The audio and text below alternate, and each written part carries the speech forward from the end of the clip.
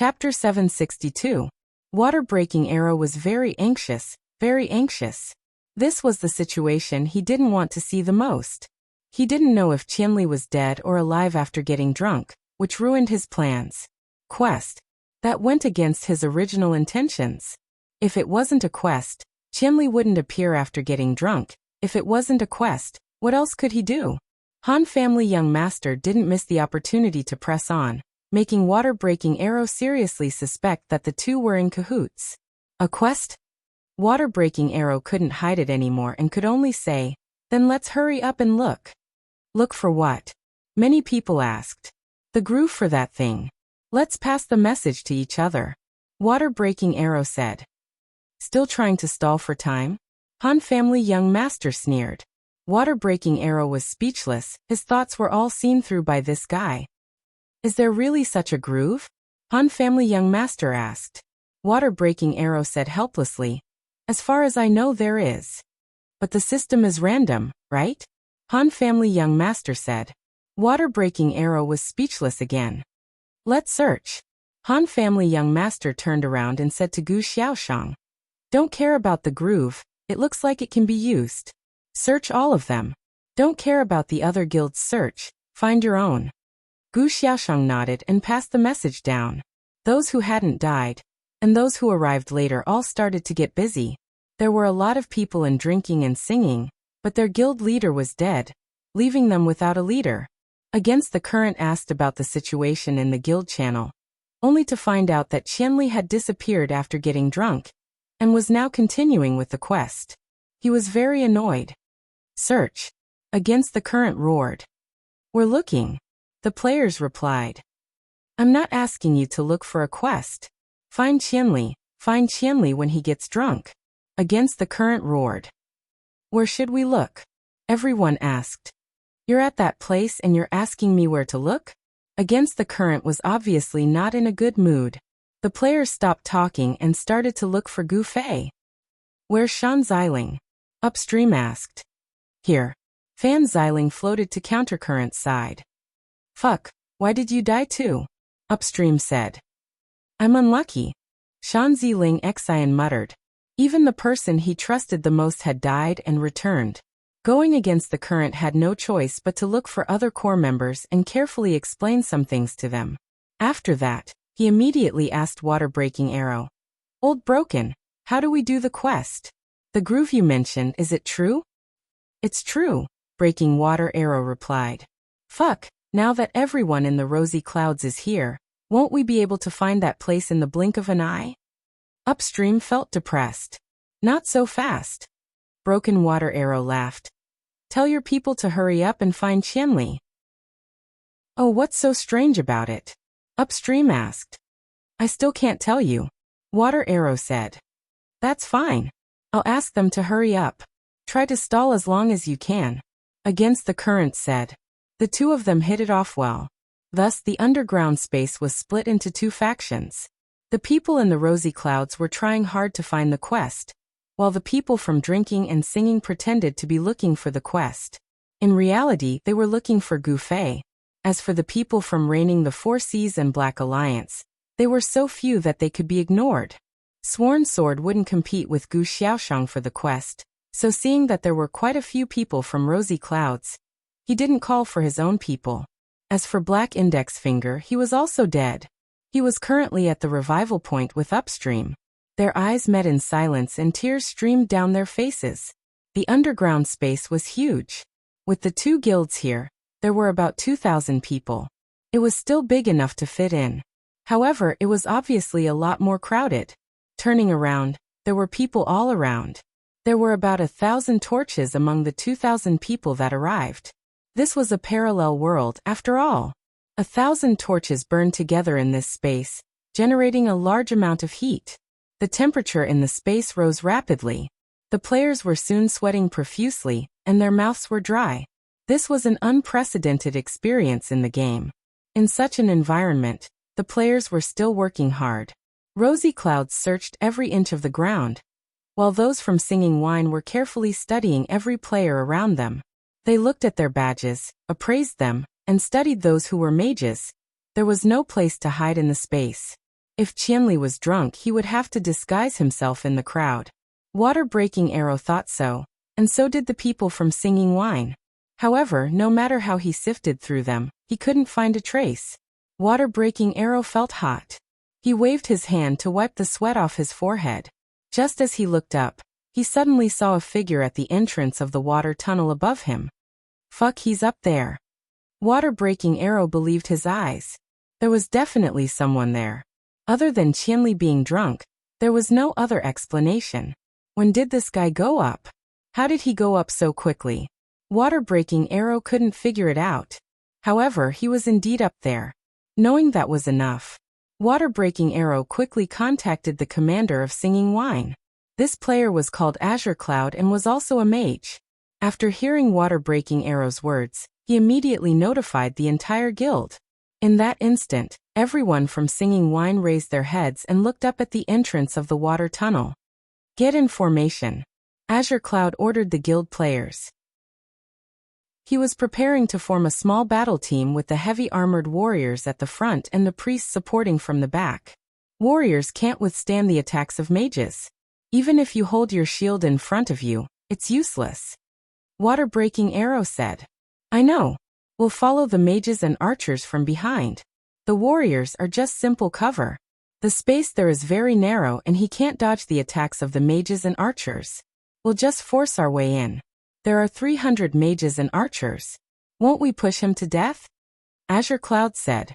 Water-breaking arrow saw that this was someone who had experience fighting against Qianli. He had thought things through. He wanted to use 300 people to push Qianli to death. It could be seen that he was prepared for the casualties on his side. Then let's go. Water-breaking arrow nodded his head. The team going against the flow had already been organized. Their formation was just like Azure Cloud's. The warriors were at the front, the priests were supporting, and the mages and archers were at the back. There were stairs on both sides of the cave entrance. Azure Cloud and Water-breaking arrow each led a team to attack from the left and right, slowly climbing up. The two teams maintained the same pace. As they got closer to the cave entrance, they began to move cautiously. The archer with the longest range started to attack first. It didn't matter if Qianli was drunk or not. They would throw their arrows first. As the team got closer, the mages also entered their attack range. They quickly threw out fireball bursts. These things were a bit better than the archer's arrows. If Qianli was just hiding in the cave entrance, the fireball bursts would be enough to hurt him. Han family young master noticed Singing Wine's actions. Of course, he couldn't stop them. He could only remind Gu Xiaoshang. They've already discovered that Qianli is drunk. Why does that matter? Gu Xiaoshang felt strange. They've already given us the quest hint. Even if they kill Qianli drunk, we can just keep looking. We'll still be able to complete the quest. What can he do to stop us? It's not that simple. Han family young master shook his head. That guy gave us this hint before. He hasn't changed it yet. I'm sure that we won't be able to find the quest with these conditions. Then what are we working so hard for? Gu Xiaoshang didn't understand. We're just trying to see if we can find the quest by ourselves. Han family young master said. Oh. Gu Xiaoshang nodded his head. He looked around.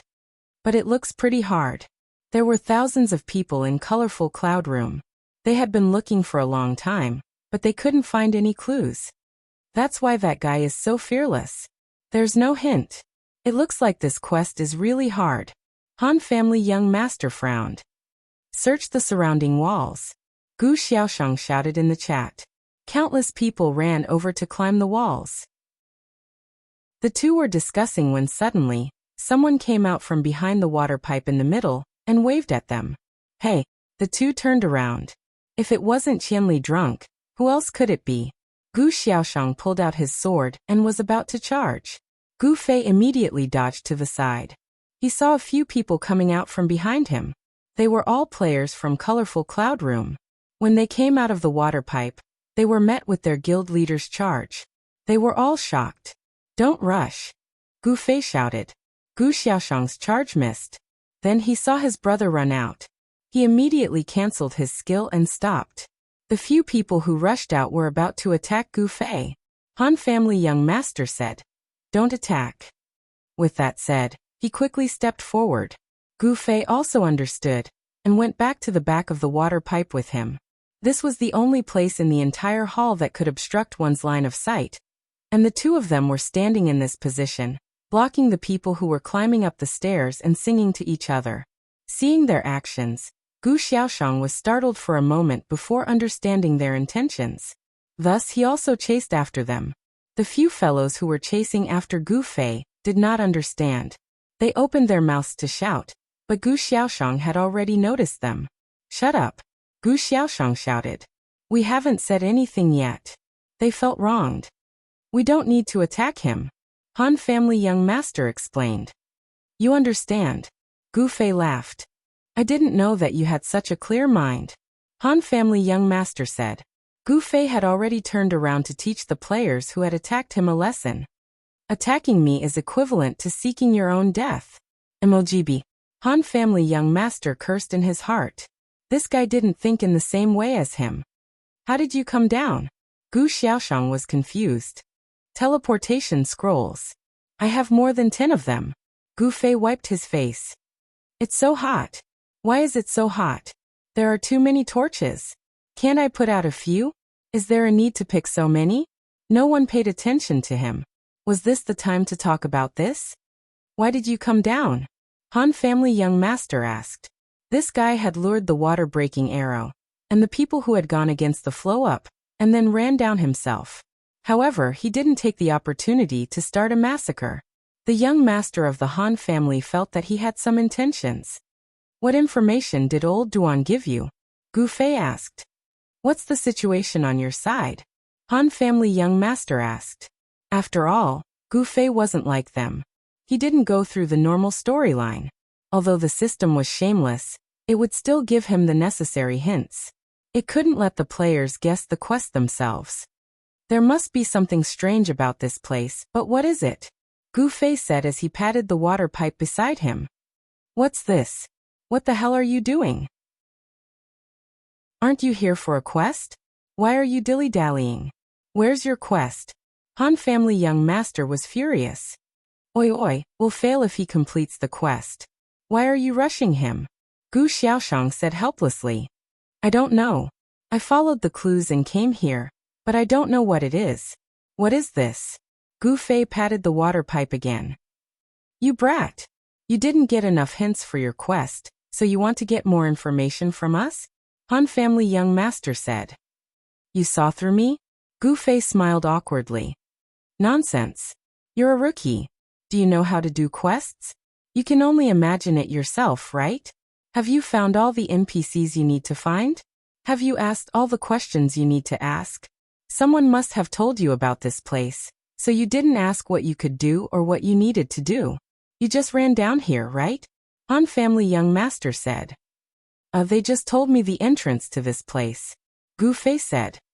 "And then?" Han family young master's face was black. "And then I came. Didn't you guess it already?" Gu Fei said. "Trash. You're all trash," Han family young master scolded. "What about you guys? Do you have any clues?" Gu Fei asked. "No, we only know of one entrance," Han family young master roared. "Speak louder. Old Duan and the others are on the stairs. They might not be able to hear us," Gu Fei reminded. "Oi oi." Gu Xiaoshang tried to persuade the two of them. At the same time, he felt a little weird. What was going on? These two players were doing a two-way quest. Why were they gathered together to discuss how to continue the quest? Moreover, they were extremely unhappy that the other party didn't have any information about the quest. If it was a competitive quest, shouldn't the other party be happy that they didn't have enough information? The players who saw Gu Fei teleport over and chased after him were also standing to the side. They didn't understand what was going on. Because Gu Xiaoshang forbade them from saying anything, they were the only ones who knew that Gu Fei had suddenly slipped down. When the other players saw that their guild leader was talking to someone, they didn't suspect that this person was actually Qianli drunk. "I thought old Duan brought you guys here for a quest, so you guys knew everything," Gu Fei said. "Aren't you too naive? If we knew everything, why would we tell you if you came down and asked us?" Han family young master said. "TCH. I saw you guys looking around stupidly. It was obvious that you guys didn't know anything, so I came down to talk to you guys, Gu Fei said. Old Duan was just stalling for time. His goal was to kill you, but he didn't want to give us the quest information, Gu Xiaoshang said. Hee, I remember. That guy always says that he's very disciplined, so of course he wouldn't casually say anything about the game, Gu Fei said. That's why the situation is a little awkward. Logically speaking, we should surround you and kill you, but if you die, then old Duan won't give the quest to us. Wait, if we kill you, then even if we don't say anything, old Duan won't know if you're dead or alive. If he doesn't know if you're dead or alive, then he can only tell us about the quest, right? Gu Xiaoshang suddenly realized. Wah, a woman's heart is the most vicious. Gu Fei was shocked. His hand was already on his sword. Are we really going to fight? Han family young master laughed bitterly. There's no way old Duan doesn't know. Why? Gu Xiaoshang said. Because if we fight with this guy, we'll definitely cause a huge commotion. Even a blind person would notice, Han family young master said. I'm confident about that. Gu Fei expressed his agreement. Oh, then we'll talk about it later, Gu Xiaoshang said. What's going on? Gu Fei didn't know whether to laugh or cry. He also felt that it was strange for two enemies to gather together to discuss the quest. I say, since you came here on a quest, why didn't you ask for more information from the NPC? Gu Xiaoshang asked. I used up my item, so I won't be able to come back after leaving for a while. Gu Fei sighed. After sighing, he suddenly thought of something. He raised his head and looked at the hole that Gu Xiaoshang and the others came from. Where did you guys come from? As soon as this question was asked, everyone's expression changed, especially people like Han family young master. He quickly realized that Gu Fei had found a way to break through the quest. This guy lacked mission information, but he actually had the means to obtain information. Originally, he only had one chance to reach this place. If he left, it would mean that he couldn't come back. But now, the water-breaking arrow had led the other players to this route, but it had pointed out another way for him. Moreover, this path didn't seem like a path that could only be taken once. He could calmly walk out, obtain the information he needed, and then swagger his way back. I have something to do, I'm leaving. Gu Fei had already teleported away. When he suddenly appeared, the players in the rosy clouds were startled. They immediately attacked when they saw that it was him. Gu Fei of course wouldn't hold back. He raised his hand and instantly killed the player. He looked at the path and prepared to kill his way out. Gu Xiaoshang was about to give orders to stop him when Han family young master pulled her back. What is it? Gu Xiaoshang turned around and asked. Let him go. Han family young master said. Huh. His breakthrough is our breakthrough. The Han family's young master smiled. Gu Xiaoshang was startled, but she suddenly understood what Han family young master meant. Let him go. Han family young master said to Gu Xiaoshang. Isn't that too shameless? Gu Xiaoshang was confused. It's already shameless to have the information about water-breaking arrow. Han family young master didn't think much of it. In the end, Gu Xiaoshang gave the order not to stop him. Although the players in the rosy clouds were confused, they still obeyed. Gu Fei quickly rushed to the bottom of the stairs and ran towards the other exit. As for the players in Singing with Wine, they had already rushed to the exit, but they didn't see Qianli getting drunk. They didn't know that Gu Fei had already teleported away. They followed the path and started searching. It wasn't until Gu Fei went up the stairs that some players in Singing with Wine finally discovered him and cried out in shock. Oh no! When Water-Breaking Arrow heard this news, he slapped his thigh. He suddenly realized that his previous deduction might not have been wrong. This drunk Qianli really didn't know how to proceed with his quest. If he knew this was the case, he wouldn't have bothered with him. Even if he cracked his head, he wouldn't have been able to find any clues in this space. And once he left to collect clues, the entrance wouldn't appear a second time. But now, they had helped 1,000 miles drunk open another entrance. This was definitely a case of trying to be clever and making a fool of oneself. Chapter 763. Qianli was drunk and couldn't leave? At first, when Yi Xiaowu told Water-Breaking Arrow about this situation, Water-Breaking Arrow expressed that he couldn't understand. This was a game, and the game didn't have this kind of situation. As long as you had a teleportation scroll, anywhere was an airport, and you could leave at any time. What was the problem of not being able to leave, and not being able to return? For this, Gu Fei himself also guessed the answer. He was originally going to use the teleportation scroll to leave, but the teleportation failed. The system prompt said that he was out of teleportation range. Gu Fei thought about it, and thought of some of the knowledge brother you added to him about Type 2 maps a long time ago. Obviously, this huge hidden underground cave was definitely a Type 2 map. The teleportation scroll prompted that he was out of teleportation range. Gu Fei guessed that it was not possible to teleport between these two types of maps. However, the answer that Yi Xiaowu told Water-Breaking Arrow was different planes. The different planes he was talking about was not referring to some Type 2 map, but the space that relied on magic to treat the wastewater of Cloud City. It was a magic area, and there was a magic boundary. The teleportation scroll itself was also a magic item. Because of the existence of the boundary, the teleportation scroll could not obtain the medium of the target space, so it could not achieve teleportation through the boundary. This could be said to be the setting of the magic system in the game. In fact, in the official setting description, there was also a detailed introduction of this kind of content, but from the introduction to the reality, it was up to the player's own ability. The average person wouldn't think so much, not to mention Gu Fei, who had never studied the complicated settings of the game. At this time, he was just running with all his might. Looking back, he saw the people on the opposite stone steps howling and chasing him. Gu Fei smiled. It was already this distance. How could they catch up to him? Rushing to the entrance of the cave, Gu Fei lit a torch. During the chaotic battle, someone accidentally dropped the torch on the ground, and Gu Fei very cleverly picked it up. At this time, it came in handy. Ignoring the pursuers, Gu Fei lit the torch and dived in. Water-Breaking Arrow's group of people were still stuck on the stairs.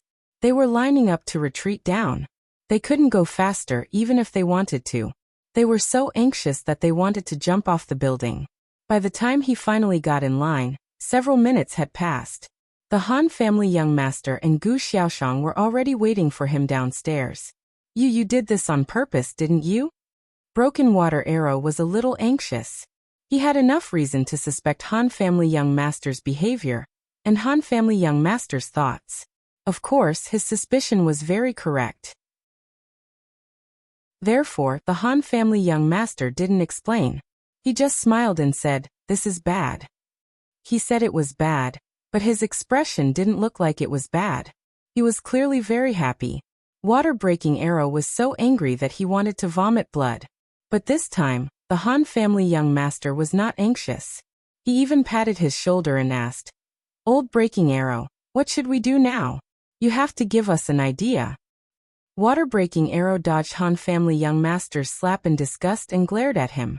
After a long while, he could only sigh. What could he say?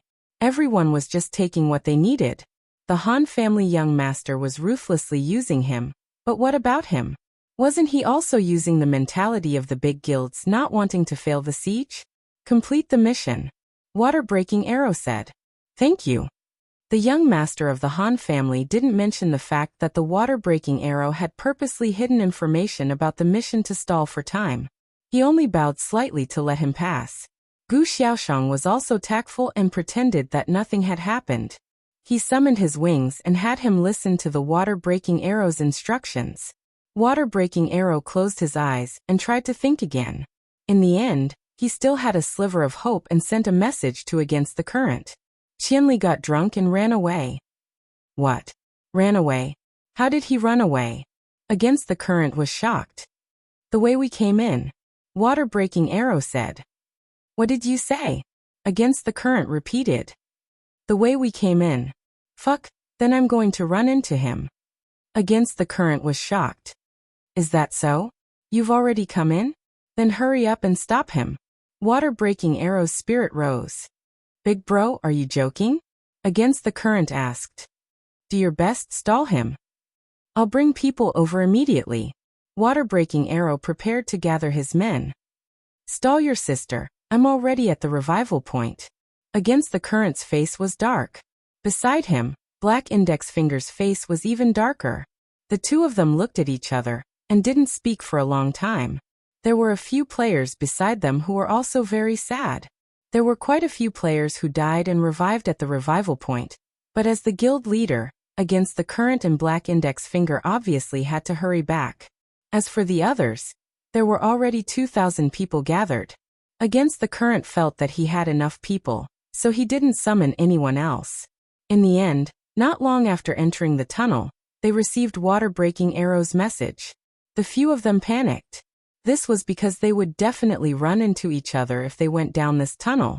In such a narrow space, they couldn't even form a formation for long. No matter how many people they had, they would still be lined up to be killed. As the few of them were sweating, the torches in front of them were already lit. Against the Current and Breaking Arrow's message, Gufei had already rushed over with the torch. It was unknown whether or not he recognized Against the Current. In any case, he was instantly killed. Then it was Black Index Finger and the others behind him. The guild leader of a level 6 guild, and the experts in the guild were like paper in front of Gufei. He lit them up and stepped on them. He didn't even look at them before he passed by. Can we organize people outside to stop him? Water-Breaking Arrow asked. Nope. Against the Current side. Sigh. Water-Breaking Arrow opened his eyes. The surrounding players were all waiting for his orders. Water-Breaking Arrow looked around, and his gaze stopped on the wings. Follow me. Wherever Water-Breaking Arrow went, everyone would immediately make way. They watched as he, with Wing, finally arrived at the middle section of the pipe. Water-Breaking Arrow walked in a circle while feeling around. He seemed to be counting something. Finally, he stopped in front of a pipe that wasn't too thick or too thin. After tapping it a few times, he turned around and put his ear on it. What is he doing? Some players whispered. Because there were quite a few people stealing, the buzzing noise wasn't small. Water-Breaking Arrow made a shushing gesture. Gu Xiaoshang immediately signaled for the guild members to be quiet. However, the people who were drinking and singing obviously couldn't hear Gu Xiaoshang's message, and continued to make noise. However, they were all outside, and the buzzing didn't seem to disturb Water-Breaking Arrow. He didn't raise any more objections and just carefully listened on the pipe. Everyone didn't understand. Gu Xiaoshang gave Wing a look. Wing also stood up. However, there was only so much space. Water-Breaking Arrow had already taken up all of it. Wing wasn't that high and couldn't put his head on top of Water-Breaking Arrow's head. He could only pat his shoulder. Hey, give me some space. I want to listen too.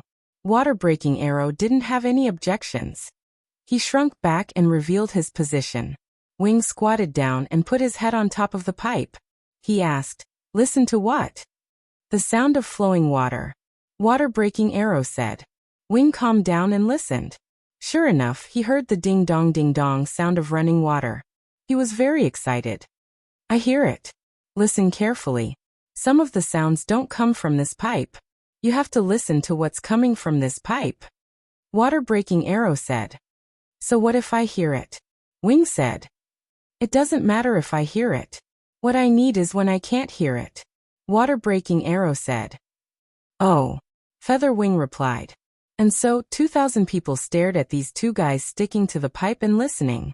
Finally, Water-Breaking Arrow's eyes lit up. He looked down at Wing and asked, "Do you hear it?" "I can't hear it anymore." Wing said. "That's right." Water-Breaking Arrow nodded. He turned around and asked Gu Xiaoshang, "Who has a dagger?" "It has a coefficient of 220% and above." Gu Xiaoshang was startled. He turned around and looked at the person beside him. This guy was a thief. The dagger he had was a top-quality dagger with a coefficient of 240%. Equipment in the parallel world didn't have levels. In fact, the coefficient could be seen as a piece of equipment's grade. White-grade equipment also had grades, but because they didn't have any additional attributes, no one would use them no matter how high the grade was. Water-Breaking Arrow required a dagger with a coefficient of 220% and above. That was definitely a top-quality dagger. This thief didn't hesitate. He took out the dagger and asked Water-Breaking Arrow, What do I do?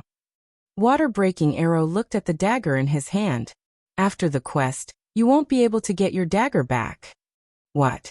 The thief was startled. The situation here is like this. We need to lose a dagger with a coefficient like this. If it was a normal quest, the NPC would provide it. But since we jumped here, we can only prepare it ourselves. Water-breaking arrow said. It has to be top quality? The thief was heartbroken. That's not it. As long as the coefficient is high enough. Water-breaking arrow said. The thief let out a sigh of relief and immediately put away his dagger. He turned around and sent a message in the channel. A dagger with a coefficient of 220 and above. The trashier the better. Hurry and bring it over. There were so many thieves in rosy clouds. There were quite a few daggers with a coefficient of 220 and above. Everyone distributed their equipment. Sure enough, no one would collect white-grade equipment. Not long after, a little thief who hadn't even reached level 40 came over with a blue dagger. His dagger was the worst among all the previous displays. Even so, his eyes were still filled with reluctance to part with it. Gu Xiaoshang looked on from the side and felt a bit of heartache. Although in the eyes of experts like them, this dagger wasn't worth mentioning. For a low-level player like him, this dagger wasn't good enough. He was obviously saving it in advance. He was waiting to upgrade his level to use it. This inconspicuous piece of equipment could even be said to be his motivation to level up at this stage. It was his goal in the game. Every player understood this thought. Gu Xiaoshang promised him, I'll take care of your weapon later.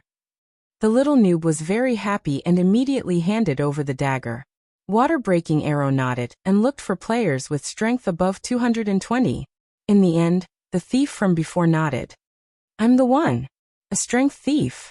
Water-breaking arrow was surprised. Most thieves put their points into agility, with strength as a supplement. 220 strength for the current players was pretty much all in strength. Most berserkers put their points into strength. However, players with personalities were always a part of the game. The violent thief in front of him was clearly one of them. The violent thief took the dagger from water-breaking arrow's hands. What do I do? Stab it in. Water-breaking arrow knocked on the pipe. Just like this? The violent thief gestured towards the pipe. Water-breaking arrow nodded. The violent thief turned around to look at Gu Xiaoshang. After seeing him nod, he viciously stabbed in. A muffled sound rang out. The result was simple. The dagger went in. And then? The violent thief asked. Pull it out. Remember, pull it out directly. Don't twist and don't shake. In short, don't make the cut too big. Water-breaking arrow said.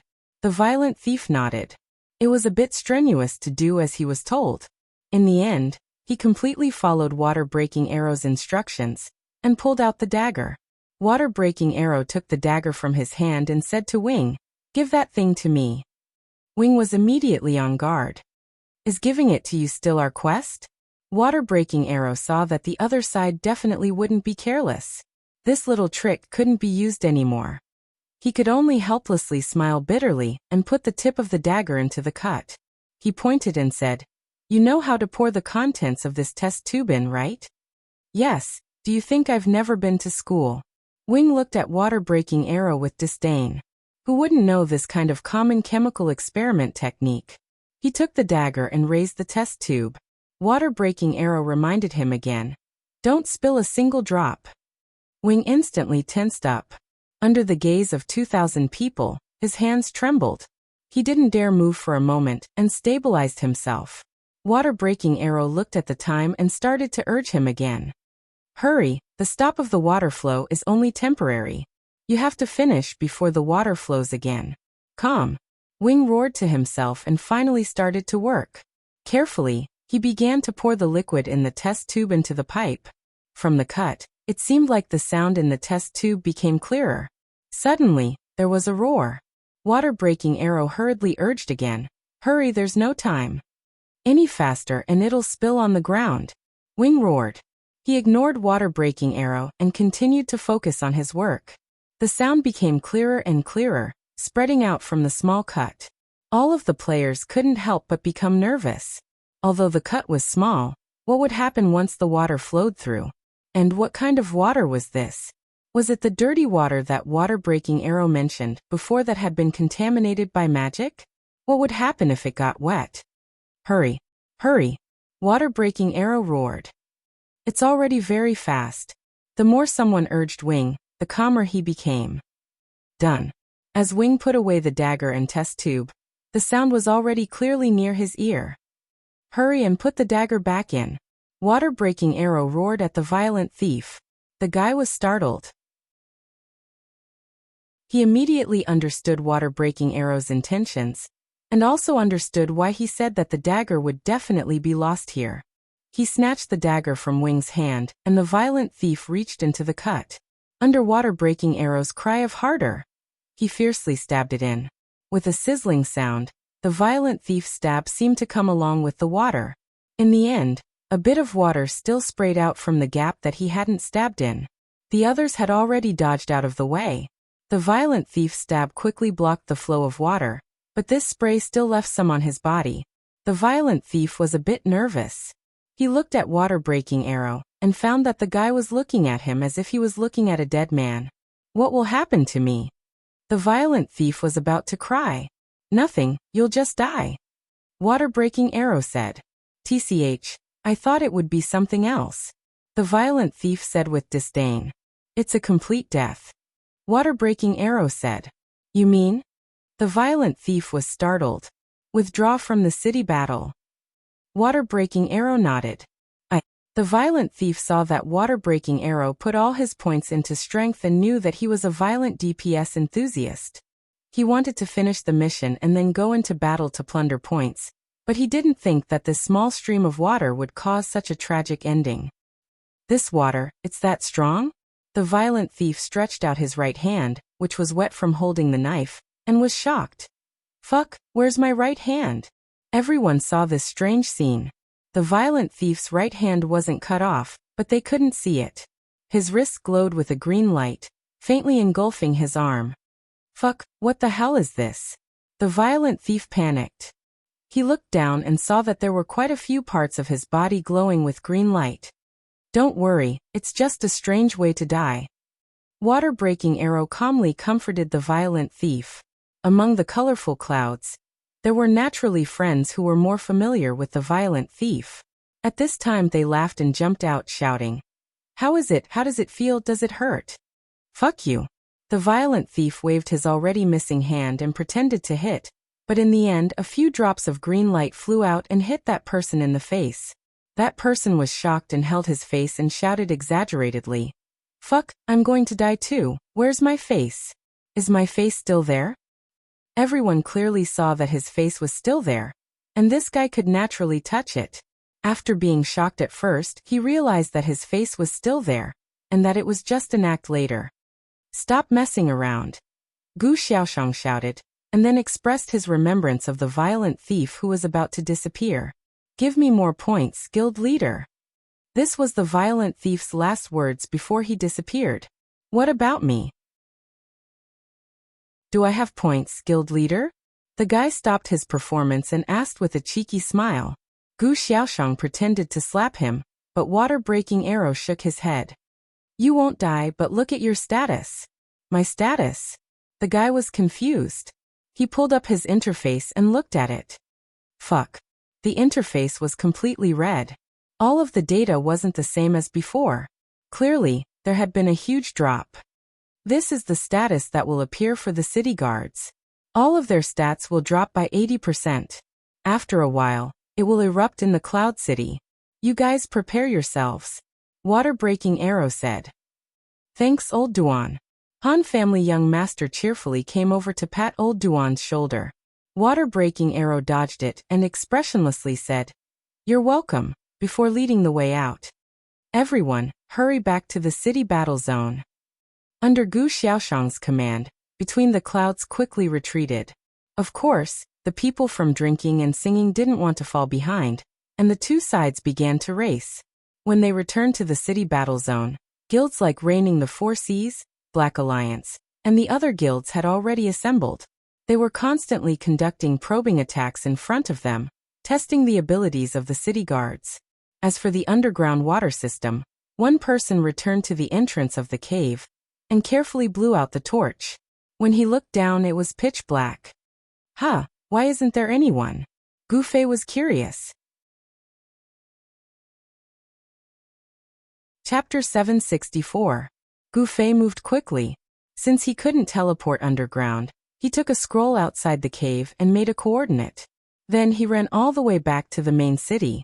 Although Gu Fei didn't do quests according to the rules, it didn't mean that he didn't know the right way to do quests. Sometimes he was just afraid of trouble, so he imagined himself killing all the way. The freedom of the parallel world allowed players to do as they pleased, but this time, after sneaking into this very suspicious place with the magic bubble, the space was too big. Even without the players who were attacking the city, Gu Fei felt that it was impossible to deduce any clues from there. He first sent a message to Shi Xiaotian and asked them to ask Courtney outside. But Courtney didn't participate in this project, and she had already said everything she could. The other two people related to the project, Gilkino and Angus, were dead. The dead couldn't speak. What should he do at this time? The answer was actually very simple. The quest was given by the guard. Go back and tell the guard what you know about the current investigation, and there might be new instructions. Unfortunately, no one else could do this for him. It had to be done by Gu Fei himself.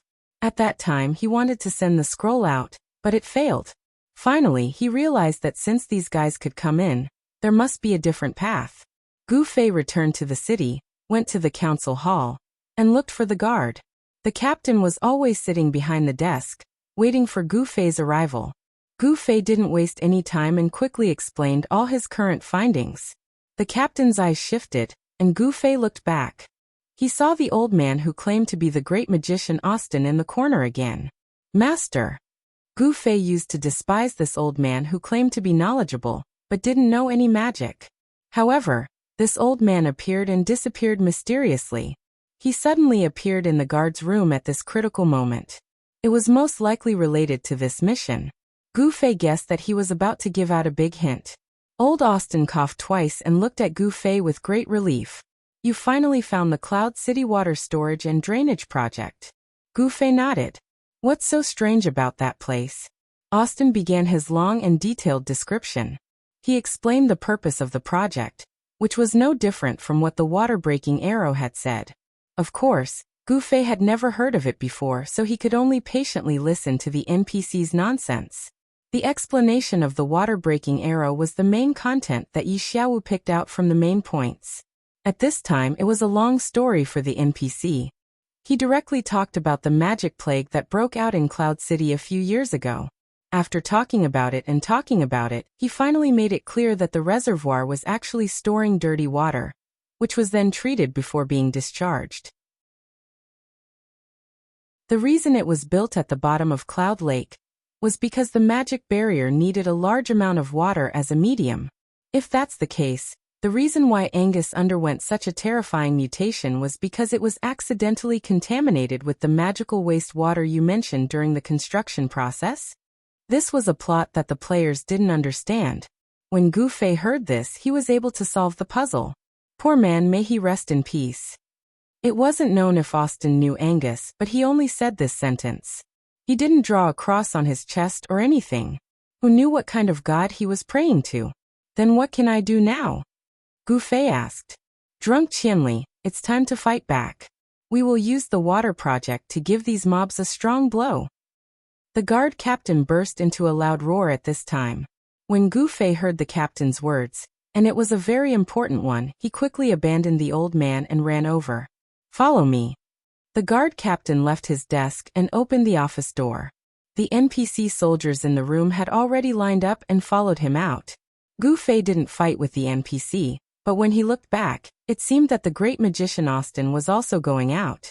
Following the NPC to the end of the corridor on the first floor, there was a double door. Gu Fei saw a sign on top of the door that said War Conference Room. The guard captain pushed the door open and entered. Gu Fei followed closely behind and saw a huge sand table in front of him.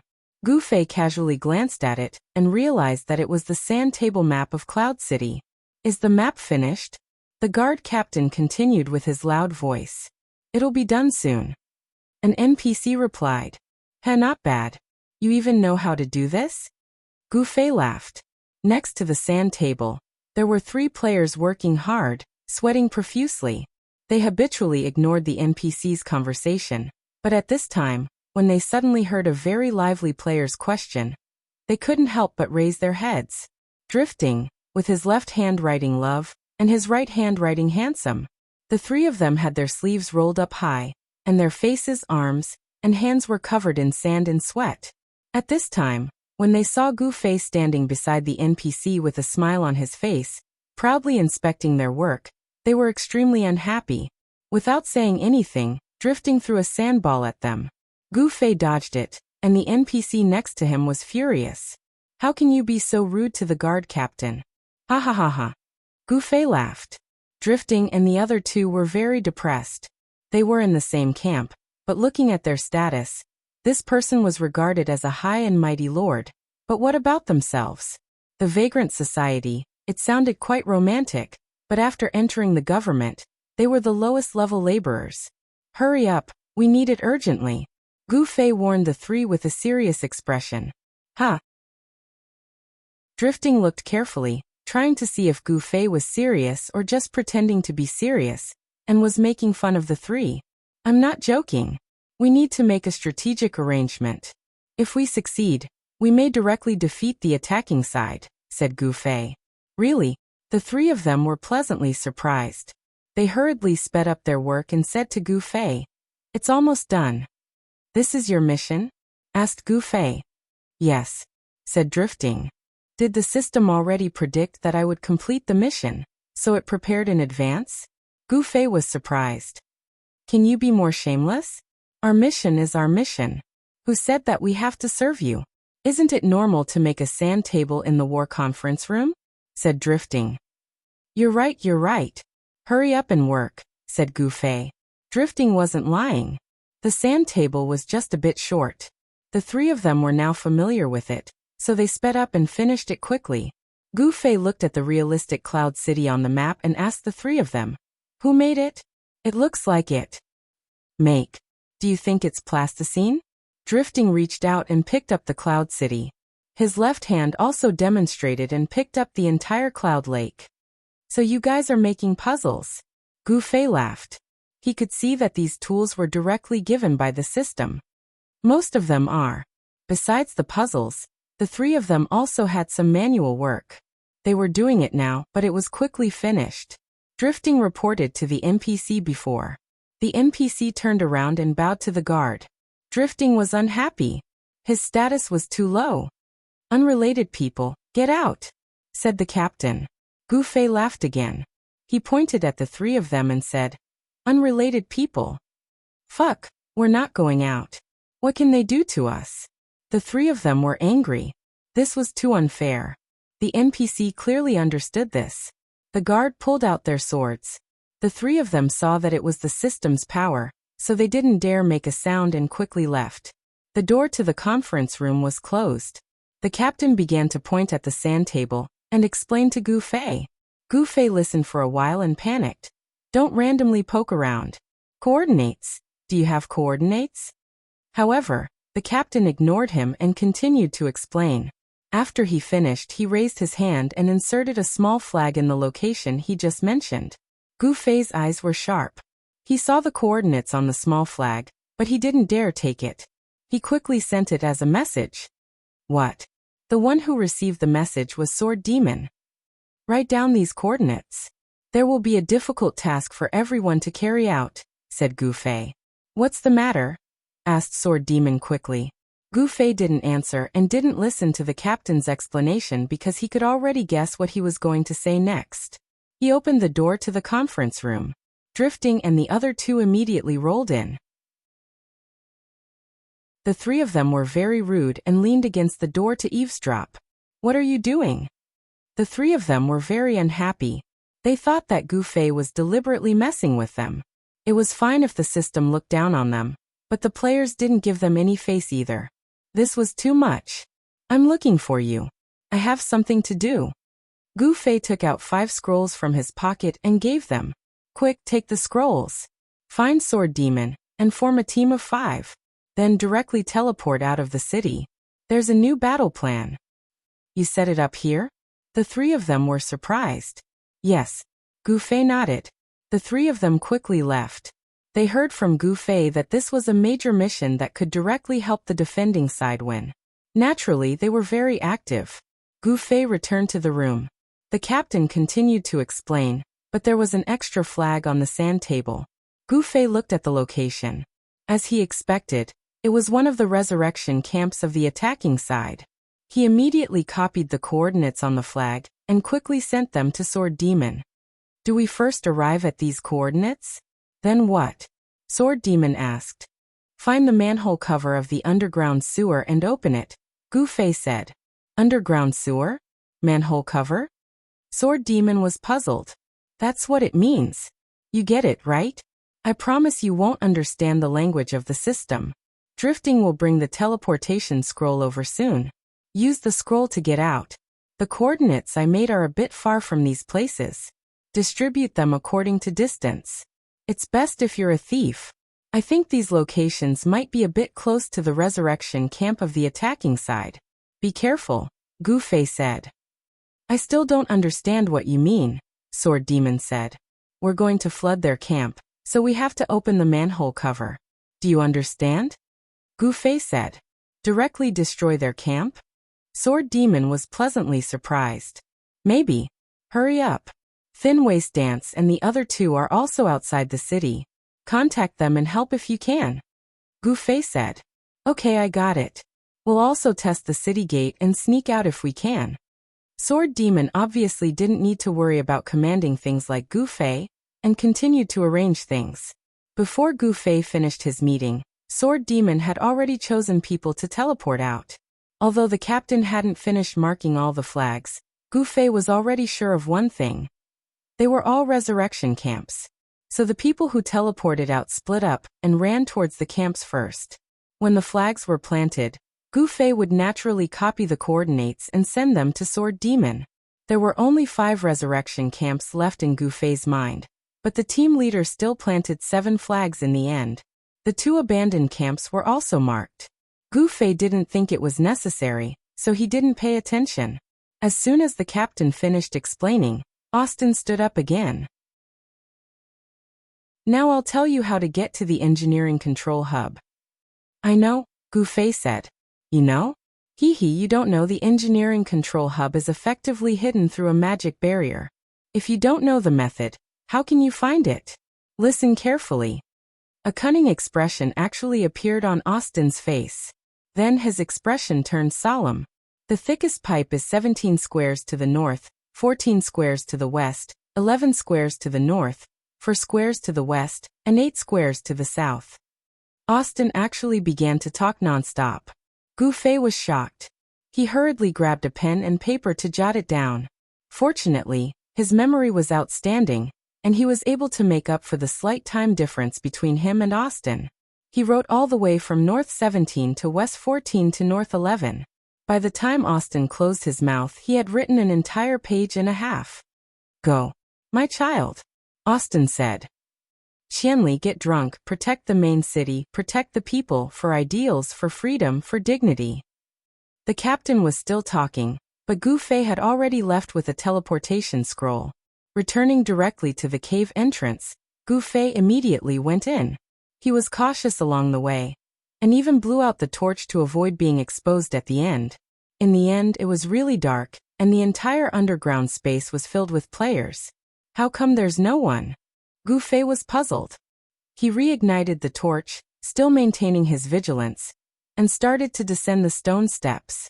When he was about to reach the end, Gu Fei cast 2 area of effects spells in front and to the side.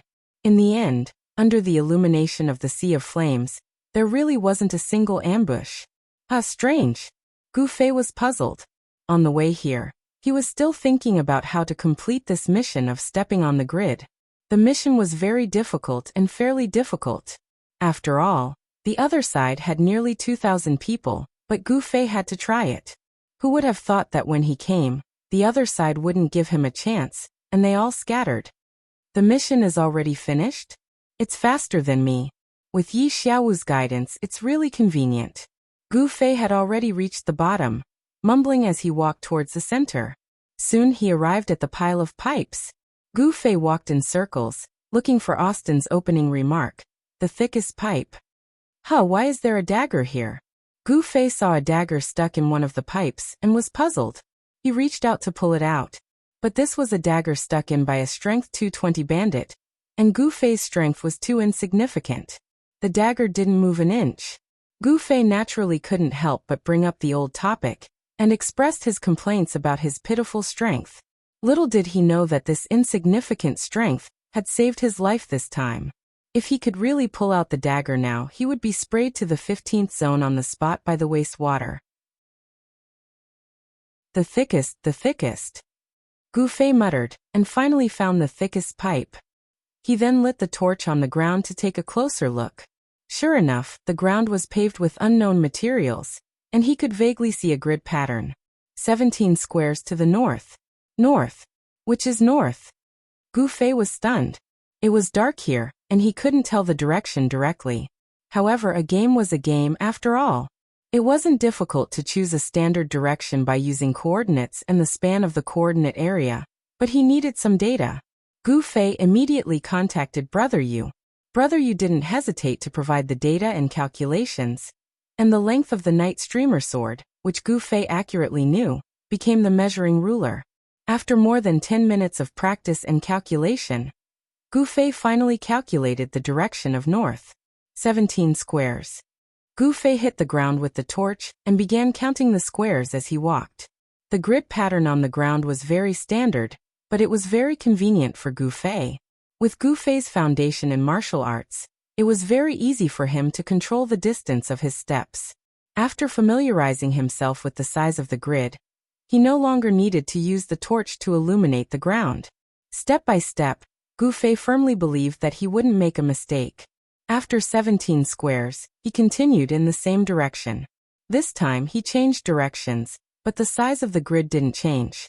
Gu Fei didn't even need to adjust his steps. Step by step, after suddenly walking 4 squares to the west, the grid that Gu Fei stepped on suddenly lit up with a white light, but the brilliance was fleeting. After the white light faded, only a smear of light was left on the grid, but it was especially eye-catching in the dark environment. Gu Fei didn't stop and continued walking. Similarly, after completing a certain step, the grid that he stepped on would shine with a smear of light. The 1.5 page of steps was finally completed by Gu Fei. When he stepped on the last grid, under his feet, as well as the previously shining grid, a pillar of light rose up. The pillars of light were connected to each other, crisscrossing to form a net. Gu Fei couldn't figure out what was going on, and took a few steps back. Looking at the formation from a distance, he suddenly felt that it was a little familiar. It was very similar to the teleportation scrolls that Gu Fei frequently used. Could it be that I'm teleporting somewhere like this? Gu Fei muttered in his heart. After carefully observing, he discovered that the mystery between the pillars of light was that there was still a focal point where the light converged. That location was the starting point where Gu Fei stepped on everything. The thick water pipe. At this time, the thick water pipe seemed to be attracting the light from several pillars of light, and it itself was getting brighter and brighter. The light went from low to high, and finally, the entire thick water pipe became incomparably bright, reflecting the center of this underground space in a deathly white color. As for the surrounding pillars of light, although they were still there, under this kind of illumination, they seemed to have lost their luster. Gu Fei also didn't know what to do next. He silently cursed the great magician, and took a step back into the formation, ready to study it. Who knew that as soon as he stepped into the formation, he would feel an irresistible suction coming from the thick water pipe. In a great shock, Gu Fei found that he was completely unable to resist. He turned his head and tried to teleport, wanting to teleport out first. Who knew that this teleportation was aimed at a distance of 6 meters? But he only took 2 steps before he reached the edge of the light pillar formation, and was intercepted. Gu Fei knew that this was some kind of system setting, so he simply didn't resist and walked along with the suction. Seeing that he was about to hit the thick water pipe, but it still didn't stop, Gu Fei was at a loss as he found that he was actually beginning to sink into the thick water pipe. What the hell is this?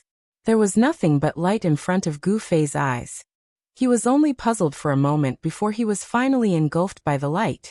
All the pillars of light had disappeared at this moment, and the light in front of Gu Fei also disappeared. Focusing his eyes, he found that he was in a circular space that looked like some kind of control platform. Chapter 765. Under the Cloud City, the major guilds finally found the situation they had been waiting for. The stats of the NPC soldiers defending the city had drastically decreased. All of a sudden, the system guards, who had been able to take on an entire team by themselves, were greatly weakened in terms of attack, defense, and movement speed. Moreover, the weakening was so intense and obvious that the players didn't even need to test it out. They could see it with their naked eyes. It's done. The major guild channels were filled with similar messages. It's the final battle. Everyone attack. The guilds roared their final orders. There was no need for too many tactical arrangements. The stats had suddenly decreased by 80%, and the system soldiers had turned from dragons to insects. It was now a huge problem for them to fight against normal players alone. What kind of tactics were needed to destroy them? The major guilds only made some tactical arrangements. They scattered their manpower at the 4 city gates. They were all determined to fight for points on a large scale. They weren't the only ones who noticed the sudden weakening of the system guards. The other players didn't know why this was happening. They only realized that their opponents seemed to have become weaker. Their attacks, which had been valiantly sacrificing themselves, suddenly came to a halt. This was because there were no longer any casualties. As long as the guards weren't noobs, careless, or idiots, they wouldn't die when their stats were reduced by 80%. More and more players gathered. Everyone realized that this was an opportunity to fight for points. They couldn't care less about why this was happening. They shouted and called for friends.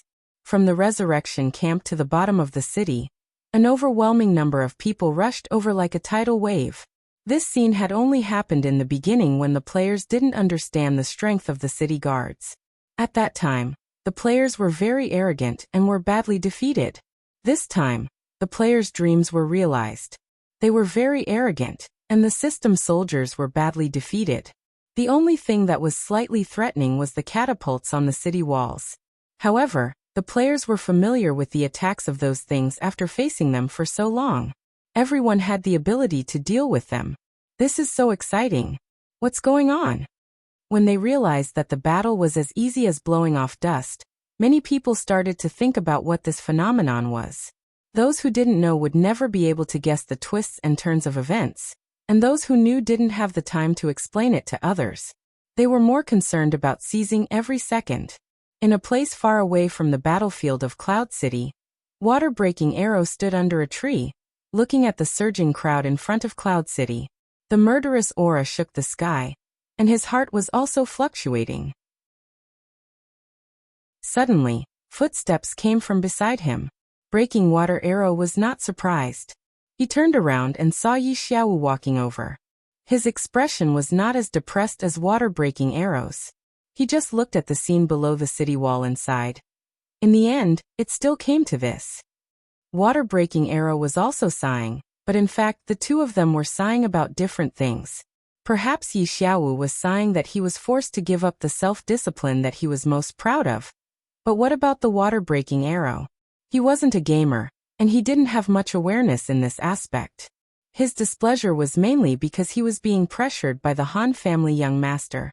In his heart, what he did didn't seem to be stopping Qianli from getting drunk, but rather being ruthlessly used by the Han family young master. At least this time we succeeded in stopping Qianli from getting drunk. Yi Xiaowu touched the sore spot. Thinking of this, a smile appeared on his face. But Water-Breaking Arrow didn't have this kind of feeling. He just looked at the city in the distance. Suddenly, there seemed to be a tremor under his feet, as if the earth had been shaken. No, to be precise, it was not a tremor, but an impact. Some power was hitting the earth, from the ground up to the soles of the players' feet. What's going on? Water-Breaking Arrow looked at his feet in surprise. So did Yi Xiaowu. But his expression was more incredulous than surprised. This is impossible. Yi Xiaowu roared. A loud bang completely drowned out Yi Xiaowu's roar. In the distance, an extremely clear silver pillar of water soared into the sky. Even Yi Xiaowu and the water-breaking arrow, who were so far away, could clearly hear the deafening sound of the eruption. Then, from other directions and angles, the second and third silver water columns soared up to the sky one after another. Yi Xiaowu closed his eyes. He didn't need to see to know that there would be a fourth and a fifth one. How could this be? Yi Xiaowu didn't understand. How could this be? Didn't you say? Water-breaking arrow didn't understand either. But there were many things he didn't understand, so he asked. According to what Yi Xiaowu said, the two-way mission should be a life-and-death situation. But now, it seemed that both sides had completed the mission. Has the mission been modified? Yi Xiaowu's face was a little pale. According to his understanding, this kind of situation was absolutely impossible. But the fact was in front of him. Therefore, the only possibility was that the form of the task was not exactly the same as what he knew. The setting of the city battle had been revised after he resigned, and Yi Xiaowu certainly had no way of knowing the revised rules. It could be imagined that every maintenance and update of the game would bring some changes that he didn't know about. What I have is really knowledge. I'm eliminated so quickly. Yi Xiaowu laughed bitterly at himself. What should I do now? Will Qianli win once he gets drunk?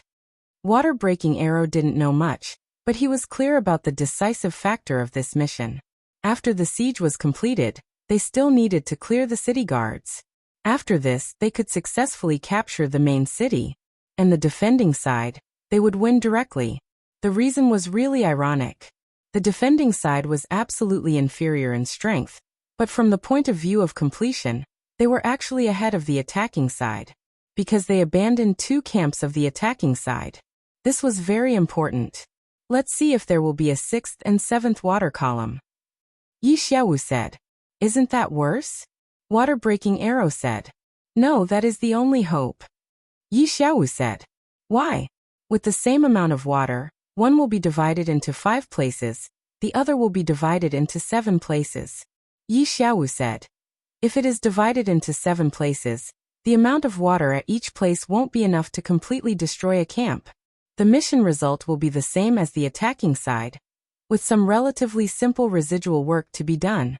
But if it is divided into 5 places, Yi Xiaowu didn't finish, but water-breaking arrow already understood. This answer was what Yi Xiaowu had said before, a direct victory. Because after the average amount of water divided into 5 places, each place was enough to destroy a camp. Will there be a 6th and 7th water column? Yi Xiaowu was actually very nervous. He and water-breaking arrow's position just happened to be unable to see the 2 abandoned camps. Let's go take a look. Yi Xiaowu called water-breaking arrow, and the 2 of them went on their way. Although these 2 camps had been destroyed, the system should have given the location of these 2 places when it gave the information. If it was a player who was meticulous when doing missions, he should still do it. But was Qianli drunk a meticulous mission player? Yi Xiaowu's face was ashen. The shocking change also attracted the attention of all the players. The explosion-like sound of the water dragon made everyone turn their heads. The water dragon was very beautiful. The players were surprised and praised it, but no one thought of what it meant. They were already at the bottom of the city, watching from afar. There weren't many people who could tell that the water dragon appeared next to the camp. Even if they could tell, they didn't think that it was actually a disaster. So beautiful. What's going on? 80% of the players said the same thing. The guards all withered, and the fountain ran out. What is this? Is this a benefit from the system? Some people laughed. There were still some players who were cautious. For example, Upstream. He didn't know what the water dragon was doing. He sent his subordinates to take a look and asked the person who should know, water-breaking arrow. Water-breaking arrow answered him, and the answer made Upstream's heart sink. Water-breaking arrow told him, Qianli drunk completed the mission. How is that possible? Upstream then asked, didn't we already complete the mission? But it didn't seem to affect Qianli drunk's completion. There were some changes to the mission that we didn't expect, water-breaking arrow said. You didn't expect it? Fuck you. Upstream was furious. What will happen to these 5 water dragons? Upstream had members all over the 4 gates, so he knew the overall situation. Huh. 5 not 7? Water-breaking arrow asked. Damn it. 5 is enough. You want 7. Against the current raged. 7 is a good thing. If it's 5 you've lost, water-breaking arrow said. Upstream really wanted to kill water-breaking arrow. Compared to being jealous of Rosy Cloud's completing the mission, he couldn't bear the fact that his guild didn't gain anything from the siege. Upstream quickly spread the news to many guild leaders. The first to reply was Unsworn Sword. Upstream, what are you trying to do now? It's already like this, hurry up and grab some points. Unsworn, you idiot. Look at the positions of the water dragons, they're at the 5 respawn camps. If the camps are all flooded, what do you think will happen? Unsworn Sword scolded. How can the camps be flooded? It's not a basin. Do you have any common sense? Unsworn Sword was still calm. Upstream was startled. That's right, the camps weren't basins. The water dragons were fierce, but they wouldn't be able to kill anyone. No matter what, let's go take a look first. Upstream said. Luring the tiger away from the mountain. You're luring the tiger away from the mountain. We're already at this point, let's just take points based on our own abilities, yet you're still playing these tricks. You're not generous at all, you're not classy at all. I say, Upstream couldn't take it anymore and blacklisted Unsworn Sword. He was determined to cut all ties with this bitch. Fortunately, there weren't many people like Unsworn Sword. At least among the 5 major guilds, Gu Xiaoshang, Black Index Finger, and Uncheng Mutsu all took this matter seriously. The other guild leaders who contacted them also asked about it. The water dragons are spectacular, but they don't seem to pose any threat to the camps. Han family young master held a pair of binoculars and looked left and right. The camp looked like it was raining heavily. The camps were so fragile that they couldn't even withstand a single rain. However, since the guild leaders took this matter seriously, they still sent people to take a look. Upstream continued to send messages to Broken Arrow, interrogating him about the cause of this destruction.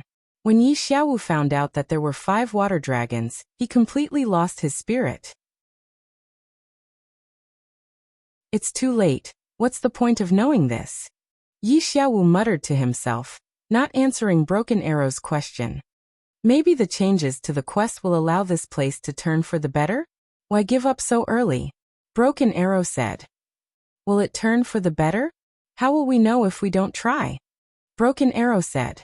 Yi Xiaowu's spirit was slightly lifted. You're right. The situation here is like this, the campsite. Yi Xiaowu was about to explain to Breaking Water Arrow how the campsite was destroyed when another loud bang rang in their ears. The water dragon closest to them suddenly bloomed like a flower. The water column no longer shot straight into the sky like a straight line, but bloomed in all directions. How can it be so fast? Yi Xiaowu's surprise once again showed that his knowledge was outdated. Boom boom boom. Continuous bangs. Every water column bloomed in the same way.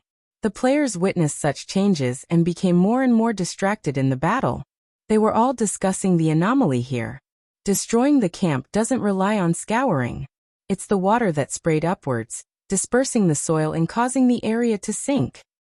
Yi Xiaowu hurriedly said what he knew, and Broken Arrow also quickly conveyed the situation to the other guild leaders. Yi Xiaowu didn't have a solution to the current situation. It was time for everyone to work together. Where's this water coming from? After finally confirming the horror of the scene, the guild leaders didn't dare to simply send people to take a look anymore. They mobilized a large number of people to head towards the camp. Where's the water coming from? Cloud Suburb Lake. At this time, the players who were romancing at Cloud Suburb Lake all heard the strange noise beside them. Everyone appeared from the reeds and stared dumbfoundedly at the mirror-like Cloud Suburb Lake. At this time, a huge whirlpool appeared in the middle of the lake, causing the entire lake to spin. The turbulent water even created a hurricane above the whirlpool. With the sound of water and wind, the usually silent Cloud Suburb Lake was no longer calm. The suction from the whirlpool and hurricane was no longer limited to the surface of the lake, and began to spread towards the shore. At this time, The lakeside was filled with players. When they felt their bodies being dragged in, their expressions changed and they turned to flee. The cloud suburb lake was in chaos. The only calm person was Courtney, who was guarding Angus' grave. She didn't even look at the changes in the lake. The camp is going to cave in? What do you mean? The guild leaders who received water-breaking arrows' reply were shocked. What do we do? I don't know. We can only rely on everyone to think of a way to stop it. Water-breaking arrow said. How do we stop this thing? Does anyone know? The guild leaders sent messages in the guild, hoping that someone in the guild could come up with a plan. There were still people with talent. 1, 2, 3, 4, 5, they all came up with a clear plan. Upstream glanced at it, and was so angry that his lungs were about to explode. Save the wounded? What's the point of writing such boring content? I'm asking how we can stop it now. Write me a bunch of things on how to prevent a collapse, and what happens after a collapse. Boss, I only know this. The subordinate expressed his grievance. We have to find the cause of the collapse. Once we get rid of the source, won't the problem be solved? The source is Qianli drunk. You go find it. Upstream wasn't in a good mood. Everyone was silent. No one could think of a solution. Instead of doing this, why don't we speed up the progress of the siege and race against time with them? Let's see who wins first. Someone suddenly said. The guild leader's eyes lit up. This was a good idea. Instead of being helpless here, there might be a chance of survival this way. Everyone turn around. Our target, Cloud City. Everyone kill with all your might. The guild leaders turned around. At this crucial moment, they finally made a prompt decision. They didn't waste too much time on vague problems. They decided to do something they were more confident in. They decided to use this to determine the outcome of the battle. Idiots! Yi Xiaowu, who got the news, was devastated. The water pillar had only been rushing out for a while, and it was already dispersing. This progress was faster than he expected. It was impossible to race against time. How would we know if we don't try? Other than this, there's no other way. Water-breaking arrow said and suddenly rushed into the battlefield of the siege. At this moment he wanted to do his part. He wanted to carry out what he wanted to do until the end, until there was no hope. The players below the city were already in a killing frenzy. They were no longer entangled in fighting the guards. After opening up a gap, the players tried their best to enter the city. What's the condition for victory? The system had never announced this before, but now they had an intel master. Take down the camps of the 7 classes. Water-breaking arrow replied. The guild leaders did not hesitate. They quickly dispatched their men to the 7 resurrection camps. There were still quite a number of system guards below the city, but the players had no intention of killing them all. Camp. Their target was only the camp. How's our camp? The guild leaders asked the spies they left behind. Seems like it's still the same. Not much has changed. Let's cheer everyone on. Reporting, we've encountered resistance. We've encountered resistance. It's the players. Are there any debuffs? I don't think so. Trample them. What's there to be afraid of? How many of them are there? Indeed, no matter how heaven-defying the purple crystal of rebirth was, when the 4 gates were destroyed at the same time and a large number of players swarmed in, their existences were extremely insignificant. Their resistance was practically non-existent. They might be able to kill a few of the enemies, but they would be devoured by the sea of players coming after them. Attack, attack, attack. Everyone, attack the city. Ignore the guards outside. All the guild leaders were shouting. The moment of unity had finally arrived. Victory or defeat would be decided in one move. Reporting, the camp is collapsing. What? One of the pieces is starting to sink. The spies saw that a part of the ground near the spout had started to turn into mud. It became soft and suddenly tilted and sank. At the same time, the system announced an exciting news. The Priest Academy has been abandoned by the players attacking the city. Another piece collapsed, and a few guards fell. The Grandmaster of Combat Academy had fallen. The bad news and the good news appeared separately. Everyone's heart was in the air. Who would be faster? Chapter 766. The Cloud City still had some defending forces. However, just like the troops outside the city walls, the attributes of these defending forces had been greatly reduced, and they were being slaughtered by the players. Although the 7 resurrection points also had their own guards, they were different from the strongholds of the attacking guilds.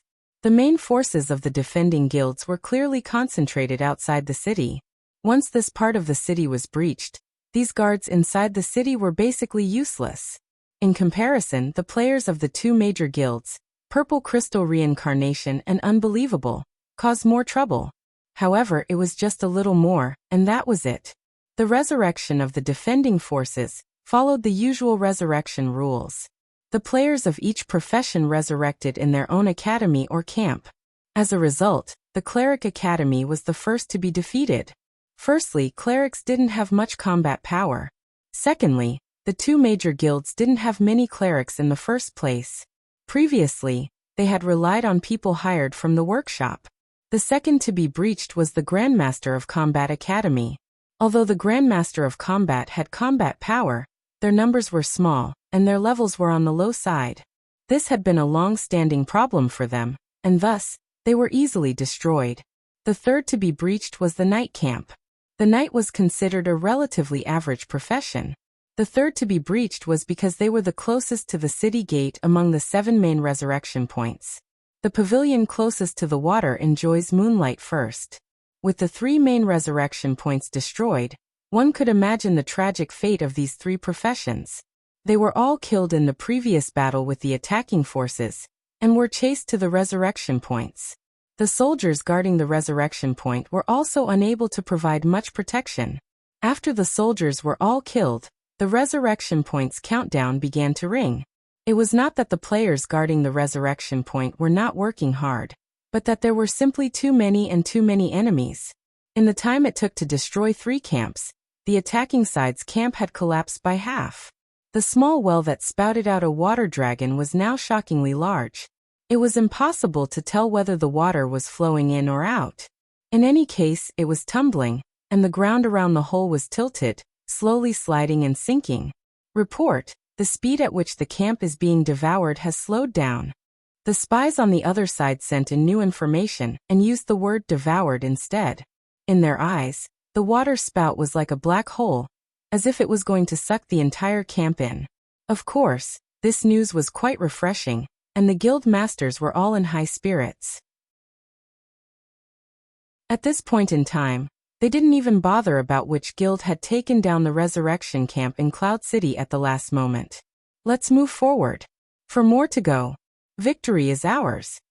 The guild leaders racked their brains to come up with the most heroic lines they could think of to encourage their team.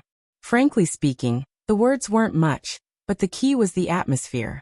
Everyone already knew the situation. At this moment of life and death, there was no need for any encouragement. Everyone would do their best, and no matter what the guild leaders yelled, everyone would feel very spirited. The Thieves' Guild has been breached. Another report of victory arrived. The strength of the Thieves' Guild's resistance was much lower than expected. Naturally, Unsworn Sword and the others didn't know that the defending side had lost 20 thieves. They had gone out to dig wells and hadn't returned in time to help. For the 2 guilds, which only had around 200 players in total, a loss of 20 players for a single class suddenly seemed insignificant. Concentrate. There are 3 more locations. Unsworn Sword continued to rally. The team he led had cleared out the Knight's camp and was heading towards the Mage Academy. Because they had to race against time, the speed type went first again. Unsworn Sword led a group of short-legged players and hurried forward. There's a situation we need to pay attention to. Reflection of Years suddenly sent a message. He was leading a speed-type team. What situation? The abandoned Priest Academy and Knights Camp have stopped their resurrection functions. However, the priests and knights probably won't die in the 15th because of this, right? I think they'll follow the same method we used to resurrect outside. This means that the people in the city will use this method to gather at the last resurrection point. I think they have around 200 people, and it might be a bit difficult to deal with. Reflection of Years said. We should have noticed this problem earlier. Unsworn Sword said. There's nothing we can do even if we noticed it. Reflection of Years said helplessly. This attack came in a hurry, and there wasn't any detailed coordination. Otherwise, we could have controlled the time and taken down all 7 resurrection points at the same time while they were scattered. That would have saved us a lot of trouble. What's the point of saying this now? Let's think about how to deal with the last battle. Unsworn Sword said. Damn it, you're the one who started this, aren't you? Reflection of Years looked at Unsworn Sword in disdain. Cough, I'll contact Countercurrent. Their magic circle, combined with our arrow formation, will be a huge killing machine in a small area like this. After saying this, Unsworn Sword sent a message to Countercurrent. 1 message, 2 messages, 3 messages. All of them disappeared. Unsworn Sword felt strange. The problem he mentioned was quite important. Countercurrent shouldn't have ignored it. Right now, the battle was mainly about time. It wasn't difficult, but this guy shouldn't be so busy that he couldn't reply, right? Something might have happened to Countercurrent. He's actually not replying to my messages. Unsworn Sword came to this conclusion, and sent a message to Reflection of Years. Really? Reflection of Years was also surprised. Something could happen in the current battle? Then contact another big shot in their guild. Reflection of Years replied to Unsworn Sword while sending a message to Countercurrent. As the number 2 person in 4Cs, he had the right to add Countercurrent as a friend. In the end, a second after the message was sent, Reflection of Years received a big question mark from Countercurrent. Reflection of Years sweated. Because Unsworn Sword said that Countercurrent didn't respond. The message he sent was just a few random words. Are you there? Reflection of Years hurriedly replied. Nonsense. Countercurrent said. What the hell are you doing? Unsworn said you weren't replying. Reflection of Years said. I've blocked him. Against the Current was very calm. I contacted their guild's Fan Xiling. Unsworn Sword was still working hard. Reflection of Years was speechless, but he couldn't care less. He hurriedly analyzed the situation for Countercurrent. Of course I've noticed it. Countercurrent showed that he wasn't an idiot. Our mage group has already assembled. It's best if we can control the offensive and set a final resurrection point. This way, our mage group can prepare early. You're right. Reflection of Years nodded. My arrow formation group thinks the same. Then where should we choose? Both of them were big guilds, but the problem was that no matter how big a guild was, they weren't the main force. The players attacking the city had all gone berserk. The Mage Academy has encountered strong resistance. The opponents are very difficult. At this time, both guilds received reports from the front lines. As soon as they saw the word mage, Countercurrent and Reflection of Years' hearts trembled.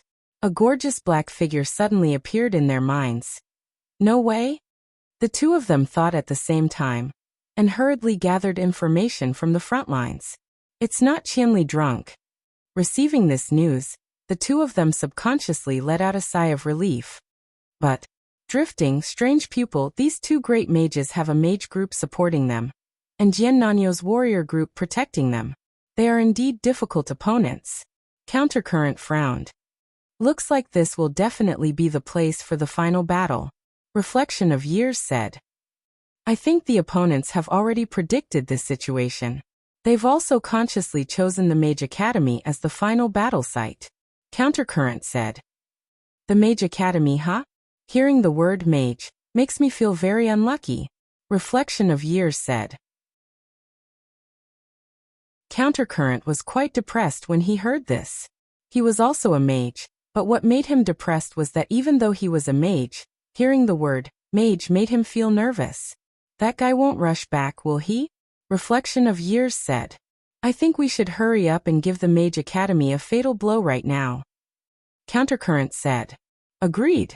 Reflection of Years agreed and suddenly announced in the party channel. Change of target. Mage Academy, full speed ahead. Originally, they were prepared to go to the archer shooting range to earn points, but seeing that the situation was a bit tricky, Reflection of Years made a prompt decision. Reflection, your team is heading to the Mage Academy. Of course, Unsworn Sword had received the same information, but his instructions were a bit belated. We're already doing that. Reflection of Years said. Unsworn Sword expressed his satisfaction. He didn't feel that Reflection of Years' reaction was faster than him at all. Mage Academy, Southward Azure Sword, and the others were leading the elite teams of the two guilds. They were fighting to the death against the attacking players that were flooding in like a tidal wave. Sword Demon and Southward Azure Sword were both experts in strategy and tactics. The attacking players were in a rush and didn't have time to think about it, so they overlooked some problems. On the other hand, Southward Azure Sword and Southward Azure Sword remained calm. From the moment they realized that the attacking side was about to break into the city, they had already decided on a strategy to defend to the death. Warriors, hold the line. Priests, pay attention to the rhythm. Mages, fire. Archers, support. Thieves, don't block the line of sight. Southward Azure's words were met with a sideways glance from Sword Demon. Don't blame me. I'm telling the truth. Southward Azure Sword said. Sword Demon was helpless. They had set up the best formation to block the attacking players outside the Mage Academy's gate. Warriors covered the front, mages attacked from the back, and archers took turns to shoot. Thieves were indeed an eyesore, especially since there weren't many thieves. Sword Demon felt that everyone's eyes were on him, especially the naive girls from the reborn Amethyst. Southward Azure Sword was just reminding him. I didn't really block any line of sight, so why are you looking at me like I'm a newbie? Sword Demon was worried. Boss Sword Demon, you can do whatever you want. Just don't rush into the mage's formation. After fighting alongside Sword Demon, Southward Azure Sword witnessed the terror of Sword Demon's misty ambush. He felt that Sword Demon had the ability to charge alone. Sword Demon did just that. He charged out with a misty ambush and took a life. Then he quickly slipped back and crouched to the side to wait for the skill to cool down. Not cool enough. Sword Demon sighed. Actually, you don't have to be so nervous. Look, the Thieves' Guild has already been destroyed. If you die now, it's the same as reviving on the spot. Southward Azure Sword pointed at the Mage Academy behind him. I know, but the problem is that I might die 15 times in one go. Sword Demon wasn't a careless person. He didn't forget that he was the guild leader. Countless players had accepted the quest, so there was a chance that he would be killed with honor. Oh, then it's better to be careful. Southward Azure Sword hid behind his sword and shield as he spoke to Sword Demon. He didn't have anything complicated to do himself. He was currently in charge of the team's attack, defense, and recovery. Sword Demon crouched to the side. He couldn't find anything wrong with Southward Azure Sword's command. He nodded. He's talented. Another wave of attacks is coming. Be careful. Southward Azure Sword shouted. Is it your turn? Drifting asked Strange Pupil. One more wave. Strange Pupil said. Really? Drifting checked his mana. That's not right. What's wrong with my mana? Drifting was an expert mage. He didn't need to count the number of attacks. He felt that he was almost done based on his mana consumption. Are you wearing the right equipment? Strange Pupil asked. Drifting checked himself. He had been running around, so some of his equipment was different from when he was in battle. He checked and found that he had indeed forgotten to change. You're right, Drifting said as he changed his equipment. He hurriedly called for the mages in his team to attack. The mages needed to recover their mana, so he and Strange Pupil each led a team and took turns. Strange Pupil waved his staff and cast a bunch of spells. The first wave of attacks was instantly destroyed. Gu Xiaoshang shook his head when he saw this. They're killing so randomly. We can't charge in at all. Our people can't spread out their formation. There's nothing we can do. These people won't listen even if you tell them to stop, Han Family Young Master said helplessly. If there were players who could predict the direction of the battle, Han Family Young Master was definitely one of them. However, when he attacked with Rosy Cloud Room, he couldn't do anything because there were too many people. But they can't hold on for much longer. Priests, they don't have enough. Looks like the short-term jobs from before have all expired. Han Family's young master continued. If this goes on, the priests might become the breakthrough point, Southward Azure Sword said to Sword Demon. Not only did they not have enough priests, but they were also using up more mana than the mages. Let's do our best. Sword Demon said. If we win, we'll just pick them up, right? Southward Azure Sword smiled. 200 people against 200,000. We can't even pick them up, Sword Demon said. It'll be a miracle, Southward Azure Sword said. Compared to the players attacking the city, who were all fired up, the players defending the city were clearly much calmer. Indeed, this victory was too big for them. It was so big that they couldn't even digest it. 200 people had defeated 200,000 people and won a battle. If this wasn't just a game, it would be enough to go down in history. Can Qianli make it back in time? Southward Azure Sword asked. He said he needs time. Sword Demon said. Miracles can't be created without him. Southward Azure Sword looked into the distance. In the control room at the bottom of Cloud Lake, Gu Fei had successfully opened up the whirlpool channel at the bottom of the lake. However, he didn't expect that this thing needed to be controlled continuously. Otherwise, the spell formation would automatically activate and reseal the channel. Everything that he had done before would be in vain. Gu Fei skillfully operated the half-mechanical, half-magical gadgets in the control room. However, this kind of work was too boring for him. He could not even appreciate the results of his operation with his own eyes. He could only listen to the messages and learn that his operation was successful. The 5 resurrection camps were all hit by a huge flood. When can he come back? At the same time, this question was constantly thrown at Gu Fei. Sigh. Gu Fei sighed deeply. How could he not want to? However, this operation had to be continued. The people were clearly introduced here. Are you guys here yet? Gu Fei roared in the message. Soon. This grid is hard to count, you know. Shi Xiaotian replied. It's time to count the grid? Gu Fei was pleasantly surprised. Everything you gave us was correct, right? Shi Xiaotian asked. That's right. I checked everything carefully on the way here. Gu Fei was confident. Then it's done, Shi Xiaotian said. This time, Gu Fei was fortunate enough to know how he arrived at this control room from the perspective of a spectator. The disc in the center of the control room suddenly flashed with a pillar of light. Not long after, Shi Xiaotian walked out of the pillar of light. Behind her, Slender Waist Dance and Yutian Shiming walked out one after another, relying on the weak light of the torch to move around in the darkness.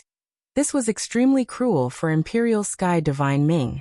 At this moment, this guy had a completely idiotic expression on his face. There's no need for everyone to do it once. Yutian didn't come out, but look, he was teleported here too. Shi Xiaotian said to Gu Fei. I'm just taking precautions, Gu Fei said. What kind of damn place is this? Shi Xiaotian said. There's no time to explain. Go look at the instructions over there. Gu Fei pointed. Shi Xiaotian went over to study it. Then come and take over my shift, Gu Fei said. Alright, go back and fight. Shi Xiaotian waved his hand. There's no need for us to stay, right? Slender Waist Dance said.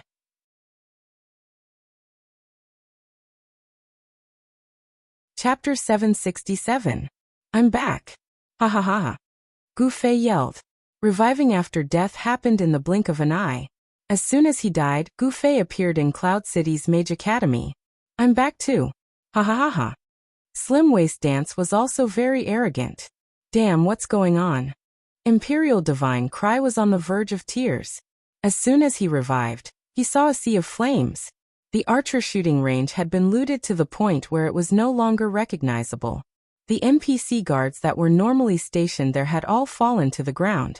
Players were everywhere. As soon as Imperial Divine Cry appeared, countless attacks rained down on him. Qianli's sister Shi. Yutian Shenming yelled, but there was no reply. He was instantly killed. After reviving, he was killed again. Yutian Shenming ran around helplessly. There were also archers defending the city, but they were all like refugees. The players attacking the city were showing off. The Mage Academy situation was not much better. Under the onslaught of the sea of people, Countercurrent, Reflection of Years, and the others arrived with their elite teams after analyzing the situation of the battle. Southern Azure Sword and the others finally couldn't hold on any longer.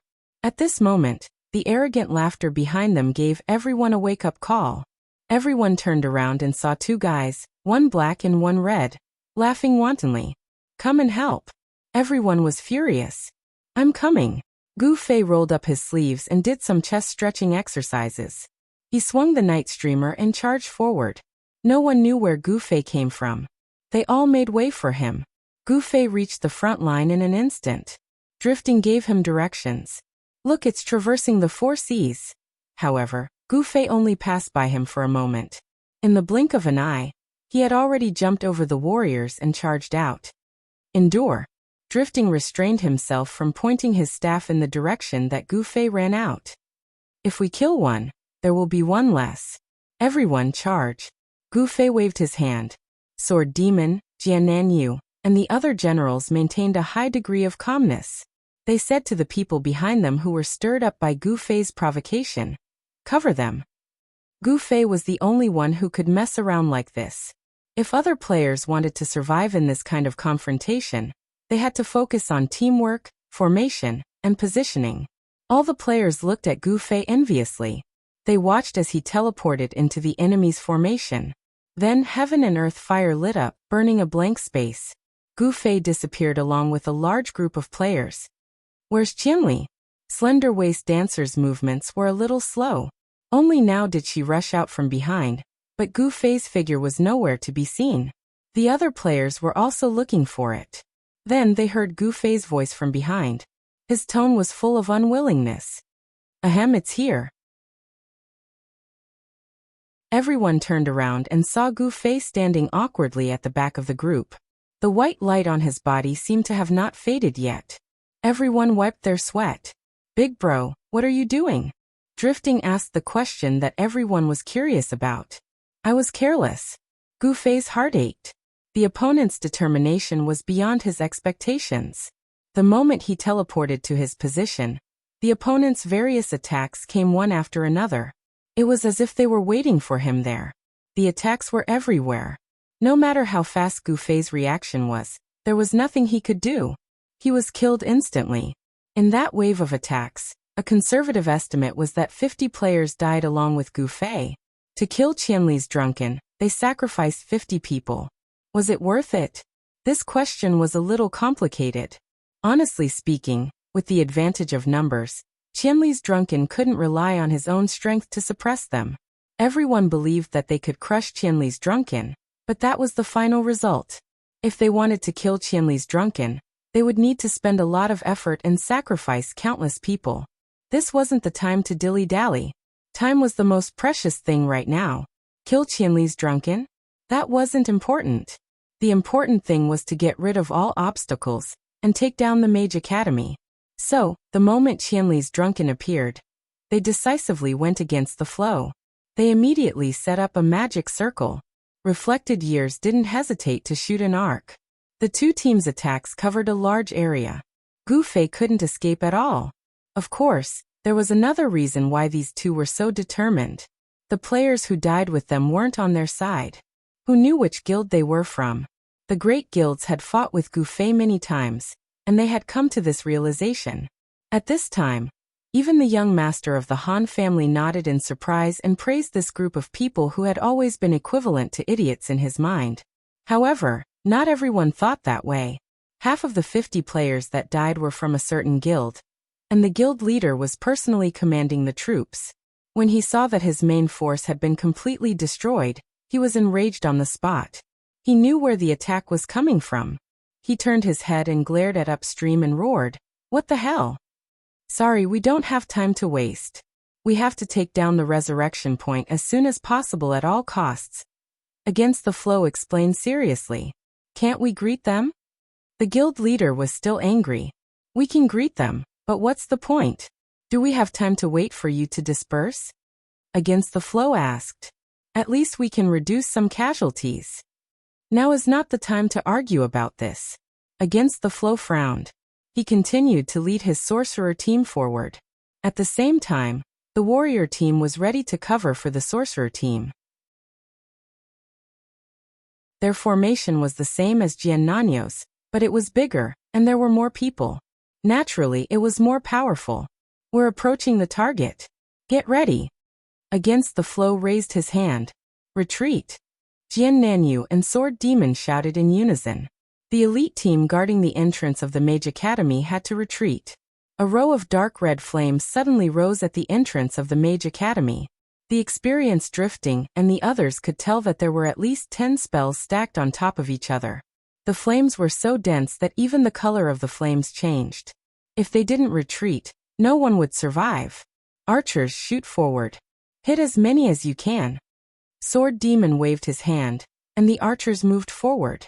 Arc shooting was a skill that all archers in the 4 Seas were proficient in. Ordinary players might not have much practice, but they could still learn it by playing. We have to disrupt the enemy's formation. The threat is too great, Jian Nanyu said. There's also the 4 Seas arrow formation. These two are very difficult to deal with, Sword Demon said. So I have no choice but to do it myself. Gu Fei said. Can you do it? Just now, Gu Fei had already acted arrogantly once. In the end, he was blasted back by the other party's cannon. At this moment, everyone was looking at him suspiciously. Of course, they didn't underestimate Gu Fei. In this situation, they hoped to stall for time. By stalling for time, they could see the situation on their side. If they really relied on fighting, there was no way they could succeed. Leave it to me. I have to get back at them no matter what, Gu Fei said. At this time, the flames above his head lit up again. Everyone quickly retreated. Against the Flow's formation pushed forward again. How are you going to get there? Drifting frowned. He was well trained in Singing Wine's formation. The 30-meter mage attack range was densely packed. The players were stuck in the revival point and couldn't even take a step out. Airdrop, Gu Fei said and nodded at Strange Eye. Forward, forward. Going against the Flow, he roared and led the team forward. At this moment, the other players couldn't interfere at all. This was because in front of Singing Wine's formation, there was a sea of fire. They advanced layer by layer, every 10 meters, and there was always a 20-meter area of fire burning in front of them.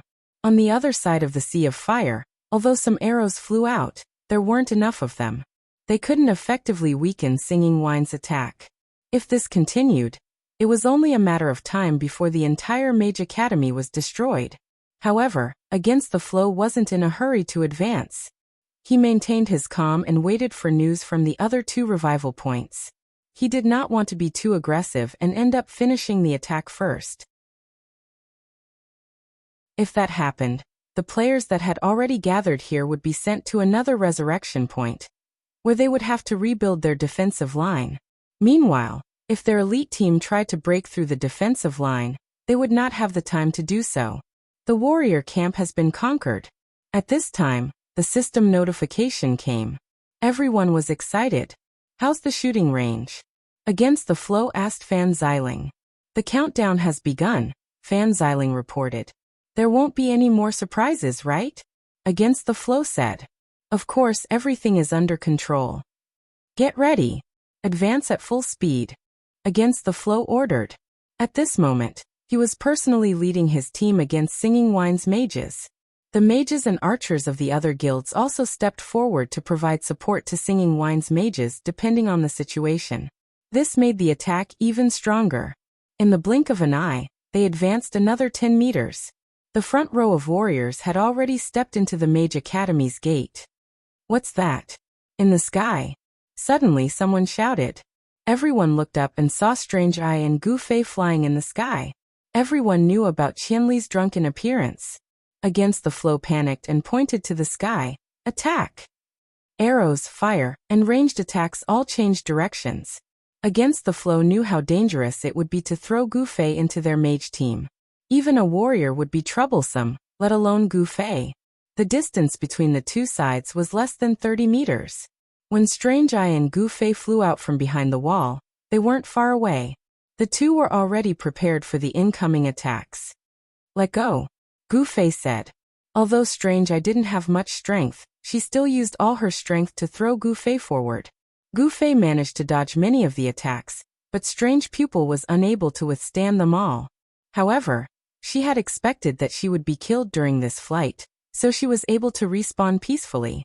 Gu Fei, on the other hand, fell to the ground like a cannonball. However, he was still quite a distance away from Singing for Wine's magic circle. Against the Flow didn't care about the other players around him and waved his hand. The mages all ignited their spells, but the moment before Gu Fei landed on the ground, he had already teleported 6 meters away. With this step, he had stepped into the boundary of the Singing to Wine spell formation. Spells exploded behind Gu Fei. He had dodged them this time, and the players had sacrificed themselves for nothing. In fact, Singing for Wine had the ability to include his teleportation point within the range of the magic circle. However, he had sacrificed the players of other guilds in order to go against the Flow. This place was already his own territory, so he was careful not to include it within the magic circle. Dual Flame Flash. Gu Fei chanted, instantly creating a circle of light. Then, it didn't matter if he used spells or not. His punches and kicks were enough to make the mages lose their human forms. Arrows filled the sky. Just like how Against the Flow didn't show any mercy to the other players, he didn't show any mercy to Singing for Wine's mages. Although the arrows were aimed at killing Gu Fei, it was obvious that many Singing for Wine's mages would die as well. Gu Fei looked at the sky full of arrows, but he was unusually calm. He hurriedly took a few steps to the side, and just as the arrows were about to land, he suddenly stopped and turned his body to face the incoming arrows. During the competition, Gu Fei had been killed by the arrow formation, but with that experience, it wouldn't be so easy to take down Gu Fei again. His body moved to the side, and the area of attack was instantly reduced by 2/3. Gu Fei's eyes were fixed on the side, and he suddenly attacked. Sword light flashed, knocking away 4 flying arrows. After that, he didn't move at all. From the perspective of the bystanders, Gu Fei just stood there in the rain of arrows, waiting for the white light to rise.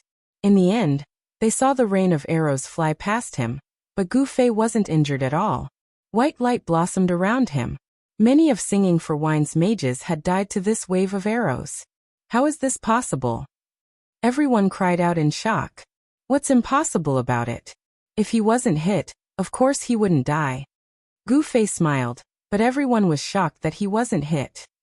In the eyes of the bystanders, they only saw him swing his sword once without dodging. Just like that, not a single arrow hit. He didn't dodge? Gu Fei shook his head. The standard of a normal person was really too low. Didn't they realize how many arrows he had dodged just by moving to the side? 9 arrows, a total of 9 arrows. Gu Fei could see it very clearly. The few steps he took at the beginning were not to escape the range of the arrow formation, but to choose a position. With his amazing eyesight, Gu Fei instantly caught a few thin spaces in the rain of arrows. By grasping this position and accurately moving to the side, Gu Fei only needed to shoot down 4 arrows. This wasn't a difficult task for him. He did it, and normal people would find it hard to understand. Indeed, it wasn't easy to do this.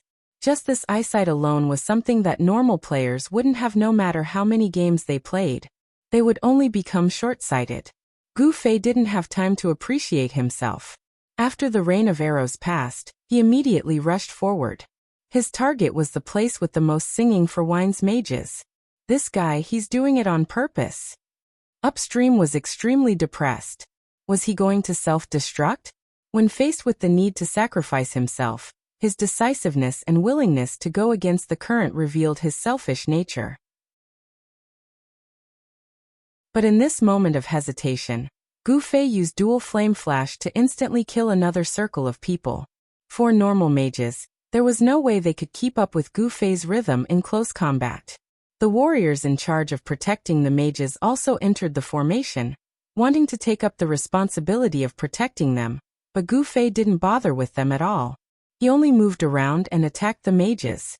There was no longer any need for Upstream to hesitate, because a large number of other players had already made up their minds. They completely disregarded the existence of the Singing for Wine's mages and rained down their attacks. This was especially so for the guild leader who had his main force killed by all of Singing's mages. He was so excited that he was shouting and cheering for Gu Fei on the surface, but everyone could see the word, revenge, engraved on his forehead. Upstream was also helpless. He knew that he couldn't stop them, because he was the leader of this trend. Although he didn't think there was anything wrong with this, the problem was, These guys, did they cooperate? They chased after Gu Fei and attacked him all the way. Up until now, Gu Fei hadn't died, but half of the Singing for Wine's mages had died. The crisscrossing 4 Cs arrow formation put in a lot of effort. The first wave didn't kill Gu Fei, and Reflected Years didn't believe it, so he sent a second wave and a third wave. He didn't know that Gu Fei had long since seen through the weakness of their arrow formation, and easily survived the rain of arrows. If it was just the arrow formation, Gu Fei would have nothing to fear, but the problem was that there were other players messing with him. Gu Fei had a huge loophole when he dodged the arrow formation. He couldn't move the moment the rain of arrows passed through him. Perhaps no one saw this loophole, but the players' attacks were very tight, and there would always be a blind cat hitting a dead mouse. Gu Fei's HP was constantly being whittled away. Upstream also realized that instead of being dragged into the grave like this, he might as well be a little more manly and self-destruct. Attack! Upstream finally gave the order. Gu Fei would be the core of their attack, and the circle would spread out to cover as much of the area as possible. Many of the Singing for Wine's mages would also be trapped. But no one had any objections, and everyone waved their staffs. The spells were quickly activated, and Reflected Years, who didn't believe it, also sent another wave of arrow formation. Countless players, who were rushing to the scene, also attacked with all their might. With Gu Fei as the center, it was like a nuclear explosion. This time he couldn't dodge. The arrow formation couldn't kill him, but it restricted his movements. So when the array fell, Gu Fei looked around. Teleportation's cooldown was up, but he was too far away, and he couldn't escape from this attack. Finally, Gu Fei's flower was one of the many blossoms of white light. All the players heaved a sigh of relief, and upstream counted the battlefield. The Singing for Wine's mages team only had about 30 people left, and Gu Fei didn't actually kill many of them. Upstream wanted to cry. Everyone charge. Seeing that Qianli's drunk was killed, the other players who were rushing to the scene prepared to charge again. Ha ha ha ha, I'm coming. Then they saw Gu Fei jump out again. The sound of people vomiting blood rose and fell, and it was much more vivid than the sound of fire spells. The players had forgotten that in this world, Qianli's drunk would resurrect on the spot, and he would be in full health. This was a privilege on the battlefield. According to the news from the 15th, the players who died for the 25th time would resurrect as they usually did, but now, Qianli's drunk was full of vigor.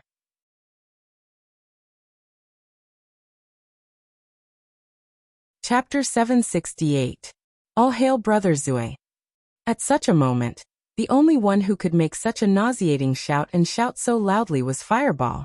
Of course Sword Demon, Drifting, and the others wouldn't yell blindly. They were all masters with status and pride. However, there were many more people in the very defiant and reborn Purple Crystal who did not know the truth, and had been tricked into coming over. When they heard Fireball's shout, some of them played along. Therefore, a trend quickly swept through the entire team. Everyone was shouting loudly, "Brother Zui is mighty!" Thank you, thank you. Gu Fei waved at the crowd. Don't you have any shame? Slim Waist Dance couldn't take it anymore. This is courtesy, Gu Fei said with a straight face, making it hard for others to figure out what was going on with him. Don't waste time. The spell formation for songs and wine is gone. Use this chance to continue. Drifting pushed Gu Fei out. I just found out some bad news. Gu Fei's expression suddenly turned serious. What? Everyone looked at him. I've died 20 times, Gu Fei said. Everyone was shocked, but they immediately realized what it meant. Dying 20 times and not being able to leave the resurrection point for 20 minutes. This was super bad news. It basically meant that Gu Fei was out of the city war. 20 minutes was enough for the resurrection points outside the city to completely collapse, or the resurrection points inside the city to be destroyed. This was also the reason why Sword Demon didn't dare to fight. He couldn't stand the penalty of dying 15 times, but the penalty of being stopped 15 times. Gu Fei stood at the entrance of the Mage Academy. He couldn't take a step out. The system forcefully formed a wall of air and sealed him in the resurrection point. At that moment, another system notification came from the city. The archer shooting range has been destroyed. The Mage Academy was now the only place left. Some players had been resurrected here. They were the last batch of defenders who had died in the archer shooting range. The Mage Academy had become their only resurrection point. Yutian Shenming was one of them. He cursed as soon as he was resurrected. It's still early. Line up, prepare to attack. Jian Nanyu shouted, and the formation was formed again. When the attacking players learned that there was only one revival point left, their morale was greatly boosted. They charged towards the Mage Academy without a care for anything else. Qianli, who had just made them vomit blood, was now standing right in front of them, but they were fearless. Attack. Jian Nanyu pointed with his sword. The magicians defending the city were the first to open fire. The sky was filled with a sea of fire, and its destructive power was quite shocking. The first wave of players who rushed up recklessly were wiped out. The players didn't care, and the players at the back stepped over the corpses in front of them. However, Countercurrent, who was also a mage, had already seen through their strategy. Their mages were split into two groups, taking turns to attack. Even if this wave was over, it didn't mean there would be a cooldown. Wait! Countercurrent roared, stopping the players from taking the second shot. Unfortunately, not many people listened to his words. Apart from the players from his own guild, and a few who subconsciously stopped, the majority of the players still rushed forward. Of course, the second wave of spells fell, and another sea of fire appeared. I knew it. Countercurrent sneered. He waved his hand, and his subordinates charged forward. Now there was no space for the spells to attack. However, when the third wave of spells fell, although there was only one and it seemed small, it was very powerful. Those who didn't have enough health were all instantly killed. Who else but 1,000 miles drunk could be so valiant alone? You're just fooling around. Drifting squinted at Gu Fei. I can't do anything about it. Gu Fei looked innocent. He didn't do it on purpose. When Jian Nanyu shouted to attack, he also fired his cannons. However, his spells were just that slow. He only appeared after the two waves of attacks were finished. In the end, two AoE spells accidentally trapped Countercurrent.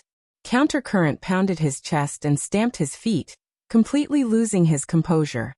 He pointed at the Mage Academy and scolded Gu Fei for being the scum of the mages. There were still some survivors of Song and Wine who completely understood the grief and indignation of their guild leader. They swarmed forward, wanting to vent their guild leader's anger. However, Drifting pushed aside a combat spell in front of him, raised his staff, and uttered double lotus flame. Like a flamethrower, the spell instantly incinerated the remaining dregs. Well done. Gu Fei praised Drifting. Push them out. Sword Demon ordered. The masters understood tacitly and stepped out of the Mage Academy. They didn't retreat, instead they advanced. Hey, I can't get out. Gu Fei yelled. Stay on the side. Don't cause trouble. Slim Waist Dance scolded him as she passed by. Qianli, you're going to get me killed. On the other side, Yutian Shenming was still pincer attacking. Why are you so late? Gu Fei asked. The archer shooting range has been occupied. I've died many times. Yutian Shenming's tears flowed down. Oh, I thought you were lost again, Gu Fei said. The word again made Yutian Shenming's tears flow even harder.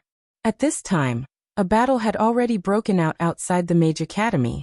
Although the defensive side's magic coordination was quite beautiful, the attacking side had a sea of people, so they couldn't deal enough damage.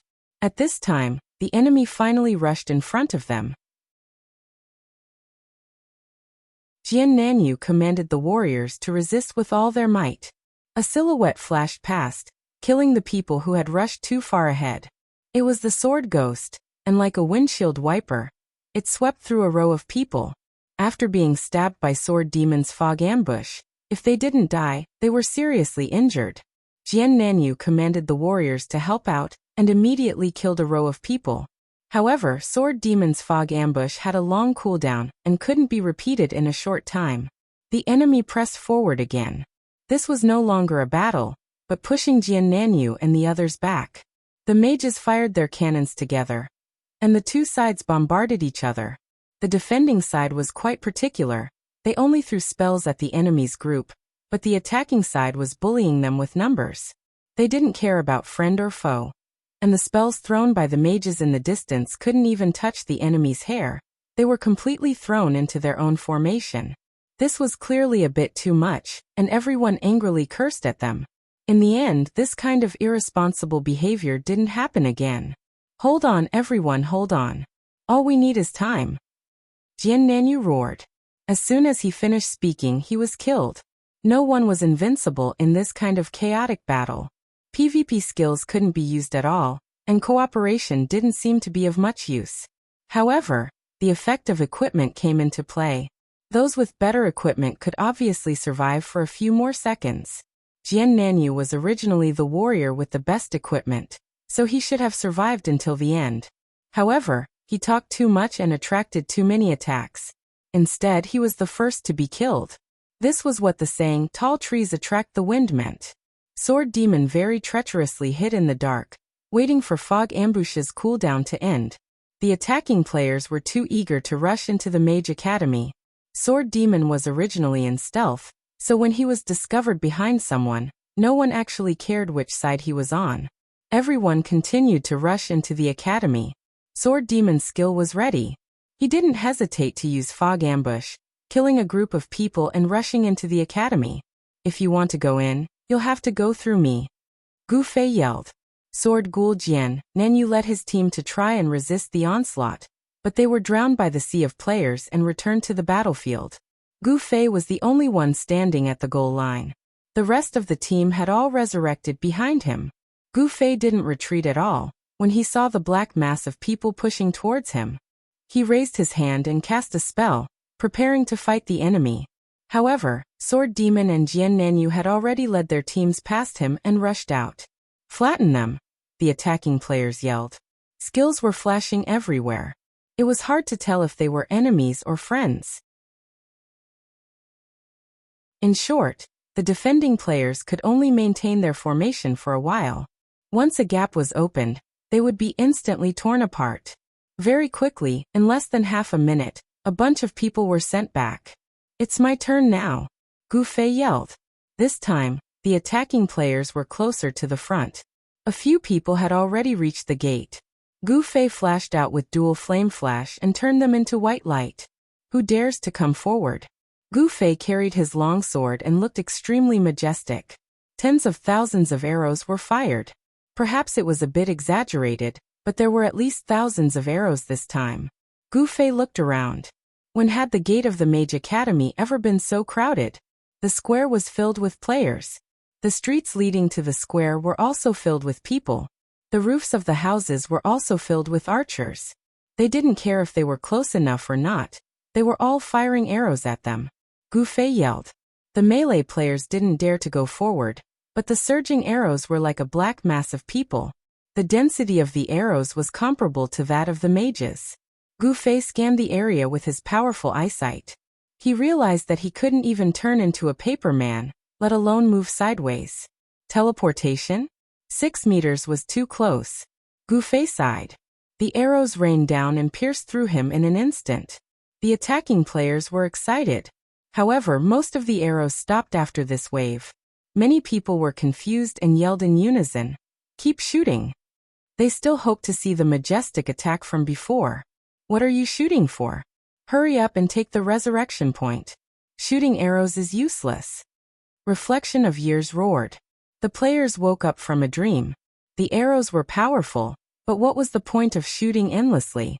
If they wanted to take the resurrection point, they had to kill all the NPCs inside, and keep them there for another 5 minutes. 5 minutes? Did they have 5 minutes? Moreover, it would take some time to eliminate the guards inside with these fellows causing trouble.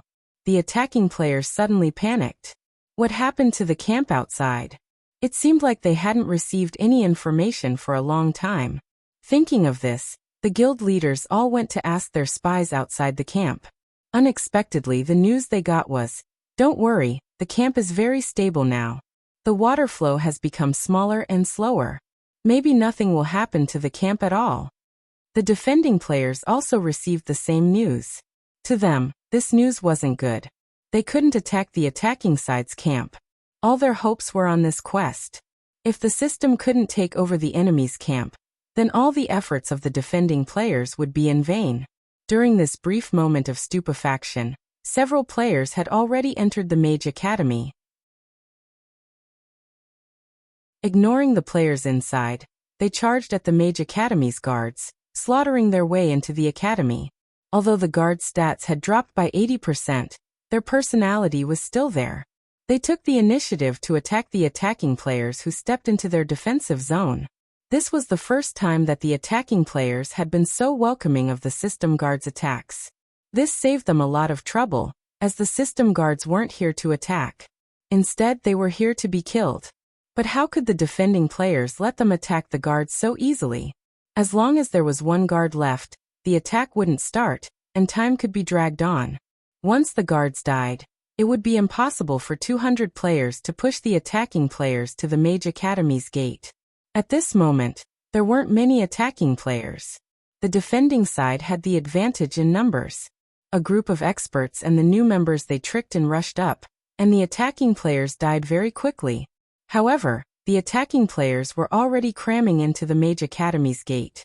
After the attacking players were killed, the guards turned around and were about to return to their original position, but when they saw more people step in, they hurriedly turned back. The defending side moved quickly. Whoever stepped into the Mage Academy would be cut down. The gate was only so big, so the attacking side couldn't make use of their advantage in numbers. The players who were cut down stretched their heads back and roared, "Where's the archers? Where's the mages? Cover! We're all in." As soon as they finished speaking, they were killed. As a result, the people who stepped in continued to roar as they were cut down. The archers and mages at the back were under a lot of pressure. At the very least, long-range attacks required vision, but there was a sea of people. The mages had no vision and couldn't see their targets, so they couldn't cast spells. The archers could use arc shot, but archers needed a lot of space to move around. At this time, all the players were rushing towards the Mage Academy, and the more they rushed, the more space there was. Want to draw a bow? They'd have to pull their hands out of the crowd first. Spread out, spread out. Reflecting Years, who was leading the crisscrossing 4C's arrow formation, shouted, but it didn't work. Once there were too many people, it became noisy. Only a few people heard him, and even fewer were willing to listen. Those who listened wanted to take action, and those who didn't listen didn't cooperate. The attacking players were overstaffed, and the gate of the Mage Academy was like a bottleneck, firmly blocking them here. This gate was basically the gates of hell. Anyone who stepped in would immediately be killed by the defending players. Chaos, it's all chaos. Unsworn Sword had finally arrived, but he was still a few hundred meters away from the gate of the Mage Academy, and there was already a pile of people in front of him. He couldn't get through at all. Unsworn Sword shouted for them to move aside, but no one paid attention to him. He relied on his strength to squeeze forward, and finally saw his general, Reflecting Years. Reflecting Years was weak, and his face was like an eggplant from being squeezed. Looking to the side, he saw his old opponent going against the flow. He was also weak, and his eyes couldn't be seen. What's going on? Why can't we get in? Unsworn Sword messaged Reflecting Years. Chaos, it's too chaotic. It's going to be bad if this continues. Reflecting Years replied. But what could they do? The final battle of the city war had developed into such a situation. No one could have expected this. Even the Han family young master was being squeezed like a fried dough twist. No one thought that when 200,000 people were rushing towards a single goal, and gathered in such a small place, there would be such an explosion of energy. They were squeezed to the point that they even suffered internal injuries. Maintain the rhythm of the attack. Clear them row by row. Don't use AoE attacks. Sword Demon made the wisest command at this time. He stopped the mages defending the city from using AoE spells to satisfy their cravings. The main force in charge of clearing the line of the goal line was Gu Fei. One row at a time, and there would be more after the kill. It was so satisfying. The only regret was that the skill had a cooldown, and if he couldn't finish it, he would immediately follow up. Mages! Archers! The players in the front row were still shouting, but when they looked back, it was already difficult to find the mages in the crowd. In such a crowded crowd, The thin bodies of the mages were all squeezed 18 miles away. Climb over the wall. Should we climb over the wall? Someone suggested. The Mage Academy was also a large unit. The wall was more than 4 meters high. At this time, there were only people lying on the wall, and no one could climb over. We lost just like that. We lost just like that. They couldn't even see the entrance of the Mage Academy. The leaders of the major guilds, who were full of hope for victory in the city war, were repeating this in their hearts. The unfamiliar faces squeezing around them made them feel extremely annoyed. How's the camp? The guild leaders asked about the situation outside. Don't worry, it's completely fine. The people outside said. We can't go on like this, the Han family young master, who was surrounded like a fried dough twist, messaged Gu Xiaoshang, even though he didn't know where she was. Then what should we do? Kill. Kill until there's an opening. Han family young master said. Contact the other powerful guilds. Gu Xiaoshang was startled, but he also knew that this wasn't the time to talk about kindness. He quickly contacted the other guild leaders and made this suggestion. That's right. Why didn't I think of that? The guild leaders all slapped their heads. Kill. Kill until there's an opening. The guild leaders all ordered. Unsworn Sword led by example. He ignored his surroundings and cast a whirlwind slash. In the midst of the chaos, an opening immediately appeared beside him. On the other side, Countercurrent, who had been bullied and pushed around, also led his mages to bombard the area. Some of them were even forced to interrupt their chants. However, the remaining firepower had already created an opening. The mages scrambled to get into position, and continued to bombard the way forward before the others could squeeze in. For a time, the plaza was filled with white light. The attackers were cutting off their losses. This move was very effective. The crowded area was finally under control, and the formation was once again pulled back. The Four Seas arrow formation was quickly activated, and a sky full of arrows rained down on the revival zone. The guild leaders packed up their teams and advanced towards the Mage Academy before the other players could get to them. They're coming in. With the cover of the mages and archers, the defenders had no choice but to retreat. However, the chaos had dragged on for a long time, and there was still no news from outside the city. The defenders were a little disappointed. Perhaps this quest had only helped them destroy part of the attackers' camp, but not all of them? Was it unrealistic to think that 200 people could win against 200,000 people? It's not over yet. Keep your spirits up. Gu Fei roared, and with a slash of his sword, he killed a few of the attacking players.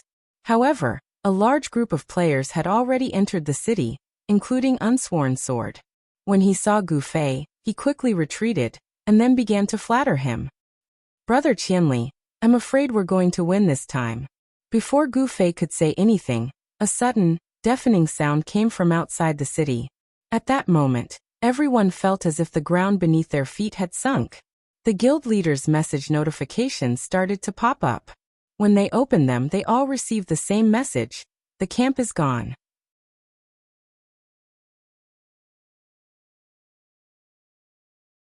Chapter 769. The siege camp was destroyed, and it was destroyed in one fell swoop. The players in charge of monitoring didn't expect that the water, which seemed to have lost its initial explosive power, was actually slowly seeping into the base of the camp. The camp, which had been peaceful for a long time, suddenly sank. The sinking didn't seem to be very deep, but the location of the camp suddenly became low ground. The water flowed downwards and the camp was instantly washed white by the water. The message was sent by the system, so there was no doubt about its authenticity. The notification sound rang out continuously, which of course meant that more than one campsite had fallen. Everyone read the message anxiously, and almost no one dared to count it. However, the truth wouldn't change just because the players didn't dare to count. 5 messages, there were a total of 5 messages, one for each camp, not a single one missing. The system message continued to play coldly, announcing that the Cloud City Defense Army had won the city war, and that the Cloud City war had ended. After 15 minutes, the players in the Cloud City region would be disconnected from the game by the system, and undergo a small area maintenance for 15 minutes. The The main purpose was to change the special game rules during the city war back to its original state, and to calculate the guild points and rewards during the city war. This system notification continued to be played. The players who didn't participate in the dungeon war had to pay attention to it. In the past 2 days, they had adapted to the game's rules that it was fine even if they died. Now that it was time to change back to its original form, everyone had to pick up the game style of carefully fighting monsters. Of course, the ones who felt it the most were the players who participated in the siege. The faces of the 200,000 players who were attacking the Mage Academy were ashen. Just a second ago, they had been rushing towards the Mage Academy with all their might, but now they had all stopped. Silence, extreme silence. Gu Fei had just killed a row of players when he received the notification, following which, the players attacking the stronghold came to a complete halt. Of course, Gu Fei had also read the notification. Afterward, he saw the ashen expressions of the players before him. Some were disappointed, some were resentful, some were depressed, and some were frantic. Gu Fei scratched his head. At this time, what should he say? He looked left and right. Sword Demon and the other experts were all there. Their expressions were also very complicated. We won? We actually won? This was what they thought. We lost? We actually lost? This was what the players thought. Qianli was a big problem when he was drunk. Sword Demon was also very difficult to deal with. Moreover, he had created a guild to recruit people. Although these people had been causing trouble for the attacking side, to be honest, no one believed that these people could have a decisive effect on the city war. They just thought that these people were a bit of trouble. On the defending side, Gu Fei, Sword Demon, and Drifting were forced to join the defending side by the system. They couldn't join the attacking side even if they wanted to. Afterwards, the players who joined the guild were all neutral characters who didn't participate in the city war. They didn't care whether the city won or lost. Now that they joined, most of them were thinking about something else. Then there were the girls who had been reborn into the purple crystal. They were a group of people with no ambitions. They participated in the siege just to join in the fun. In terms of strength, they were the weakest. They were also a group of people who had no expectations for the city battle. It was this group of people who actually won in the end. This surprise was actually very unexpected. Miracle, it really is a miracle. Drifting mumbled. We actually won. Sword Demon looked at Gu Fei. One quest took care of the attacking side. This quest is too awesome. Yutian Shenming said. This quest, I think. Now isn't the time to analyze this. Be happy, Brother Yu. Brother Yu furrowed his brows and was about to think about this exciting quest, but he was interrupted by Jian Nanyu. Winning the city war would definitely bring them a lot of benefits. Jian Nanyu was extremely excited, as if he had won the lottery. We won. We actually won? At this moment, an unknown player confirmed the system notification over 10 times. After confirming that this wasn't a dream, he finally let out a shout. The others came back to their senses and were quickly infected. They all started to laugh. Inside and outside of the Mage Academy, it was like heaven and hell. Gu Fei was standing on the border between heaven and hell. His emotions were relatively stable. The attacking players looked at the excited expressions of these people and were speechless. But there was nothing they could do. This was the rule of the game. Even though the ending was unbelievable, it was the truth. Congratulations. At this moment, Gu Fei and Sword Demon received congratulatory messages from the leaders of Oathless Sword and Countercurrent. At this moment, these people at least maintained their poise, even though they didn't know how to greet Gu Fei and Sword Demon in their hearts. Thank you. It was just luck, Gu Fei replied. He wasn't being humble, he was speaking the truth. AI luck. Why didn't I get hit by luck? The leaders all sighed. However, not all of the 200,000 people were like them, accepting defeat to preserve their pride. Some people left in anger, some cursed in their hearts, but there were also some who suddenly rushed into the Mage Academy together. They didn't say anything. The people who rushed in all had red eyes. There was only one expression on their faces: kill. Some of the defending players were shocked, while others were calm. Veterans like Sword Demon were the latter. They had already foreseen that such a situation might happen. At this moment, there was no reason to reason with them, and there was no way to reason with them. The only thing they could do was kill. Even though winning was a miracle and a fluke, it was an honorable victory. Sword Demon and the others could understand and even sympathize with the disappointment of the attacking players. However, it didn't mean that they were willing to be punching bags for the attacking players to vent their anger. However, not everyone was like this. Some defending players decisively chose to go offline before the attacking players arrived. Some smiled and didn't fight back, letting the attacking players kill them to vent their anger. There were also some who were more despicable, and used words to provoke the other side's scars. Sword Demon wouldn't do this. Gu Fei wouldn't either. If the Han family young master was here, he would most likely be the leader of this group. The only thing Gu Fei Jian Ghost did was to fight, and continue to fight in a methodical manner. The Mage Academy was even more chaotic. Skills and spells flew everywhere. Because the rules hadn't been reshuffled, the system guards still ran out to attack the attacking players like before. Therefore, there were some whimsical people who tried to kill the guards and try to salvage their defeat. Sword Demon and the others weren't such delusional people. The system messages that kept repeating made it very clear. The battle was over.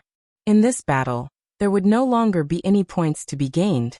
And those whimsical people, after getting rid of the guards, didn't receive any system notifications. They finally gave up and didn't want to fight anymore. However, there were still people attacking the defending players to vent their anger. Some players died 25 times, and were still sent to the 15th zone like before. Both sides were fighting in a chaotic battle. There was no organization or tactics. It was just fighting. The 15 minutes were spent in such confusion. Of the 200,000 attacking players, most of them dispersed. However, there were many who stayed and insisted on fighting the defending players. In such a chaotic battle, a considerable portion of the defending players went to the 15th zone. At this time, after the system notification, all the Cloud City players were disconnected from the game by the system. The active Brother Yu immediately rushed to the forum, but there were faster players who had already posted the results of the Cloud City battle. In just 15 minutes, the post had been pushed to the top more than 1,000 posts. Most of the replies were it can't be, and so on. At this time, all the Cloud City players went offline. The forum was even more lively. With a gentle swipe of the page, dozens of related posts appeared at the same time. In a short time, there weren't any long technical posts. Most of them were sighs or curses. Brother Yu's mind had long been circling and brewing. At this time, he seized the time to quickly carry out his technical analysis. Although he had never followed Gu Fei on a mission, it wasn't Brother Yu's personality not to gossip. He asked this and that, and the whole process was already clear to him. After a few minutes, there was finally a technical analysis of this city battle. After reading it, Brother Yu snorted. How would those attacking players know so many twists and turns of the defending side of the city, such as Gu Fei and the others? The whole thing had to start from Qianli's drunkenness. Brother Yu was full of gossip. After 15 minutes, he hurriedly returned to the game. Actually, Brother Yu really didn't want to put down his post at this time, but he had no choice. As he wrote, he realized that there were still some details that needed to be understood by Gu Fei and the others, so he reluctantly returned to the game. After 15 minutes, there were many people who calmed down.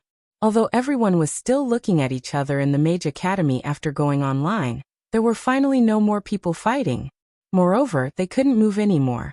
Now the revival zone had also returned to the safe zone setting. When the defending side came up, of course, the most important thing was the reward, but they didn't receive any system notification. What happened? Everyone was a little uneasy.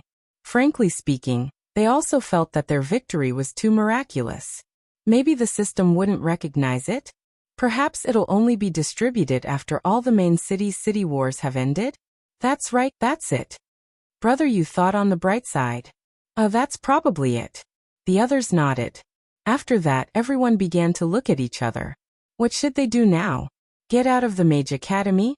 But there were still many attacking players, and the square outside hadn't completely dispersed. Would they still attack? If they fought now, they would drop levels if they died. Sword Demon looked around. The attacking players were also in a mess. They rushed into the Mage Academy without any organization. And there was no leader to talk to. For a moment, they didn't know who to talk to. Some people seemed to have left, but who knew if these guys had really calmed down? After a short discussion, everyone made the decision to stay in the Mage Academy for a while. Brother Yu was very happy with this decision, and happily ran to interview Gu Fei. At this time, Sword Demon saw that outside the gate of the Mage Academy, Sword Without Oath and the other guild leaders were walking in this direction. The moment they stepped into the Mage Academy, the expressions on their faces changed. This was a place that they had tried so hard to enter, but now they could finally enter easily. However, what was the use of this? When the guild leaders entered the academy, they saw Qianli and Brother Yu chatting in a corner. They didn't notice them, but Sword Demon kept looking at them. Then they walked over to Sword Demon. Congratulations. The few of them said what they had heard before. Their expressions were quite twisted, and they didn't try to pretend. Everyone knew that they must have said these blessings with pain and reluctance. I was just lucky. Sword Demon said. Luck is luck, but in the end there is still a certain amount of strength. The guild leaders smiled bitterly. Just the things that Qianli did to them when he was drunk. If it was any other player, they wouldn't believe that they could do it. Even if they had better equipment than Qianli. After dealing with him for so long, they all knew that Qianli's strength was mainly based on his skills and his equipment. Without equipment, his strength would be greatly limited. But if he didn't have the skills, then he wouldn't even be Qianli, he would just be a passerby. Brother Sword Demon, what a bold guild name. Very overpowered. Unsworn Sword wanted to laugh, but at this moment he really couldn't bring himself to laugh, so he could only reply dryly. It's just a friend messing around. Sword Demon scratched his head, a little embarrassed. Ahem, I wonder what Brother Sword Demon plans to do in the future? Sword Without Oath asked. I haven't thought about it yet. Sword Demon answered honestly. If there's anything you need help with, just let me know. We're old friends. Sword Without Oath finally smiled. Sword Demon smiled and didn't deny it. After that, against the current, Unchung Mutsu and Black Index Finger also expressed their attitudes, and the content was more or less, if there's anything, just say it. Sword Demon still smiled and nodded, but he didn't express his attitude. He was more clear that these guild leaders were already in public relations. Obviously, they all valued very overpowered development potential. As for whether they would continue to appease or suppress in the future, it would depend on time. Sword Demon was experienced, so he understood these things very well, so he randomly expressed his confused attitude. The four guild leaders turned their heads, wondering if they should go to the corner to communicate with Gu Fei, but suddenly they saw Gu Fei raise his head and wave his hand. The four were quite surprised, and just as they were about to go up, they saw Gu Fei wave at them again. Why did he say hello?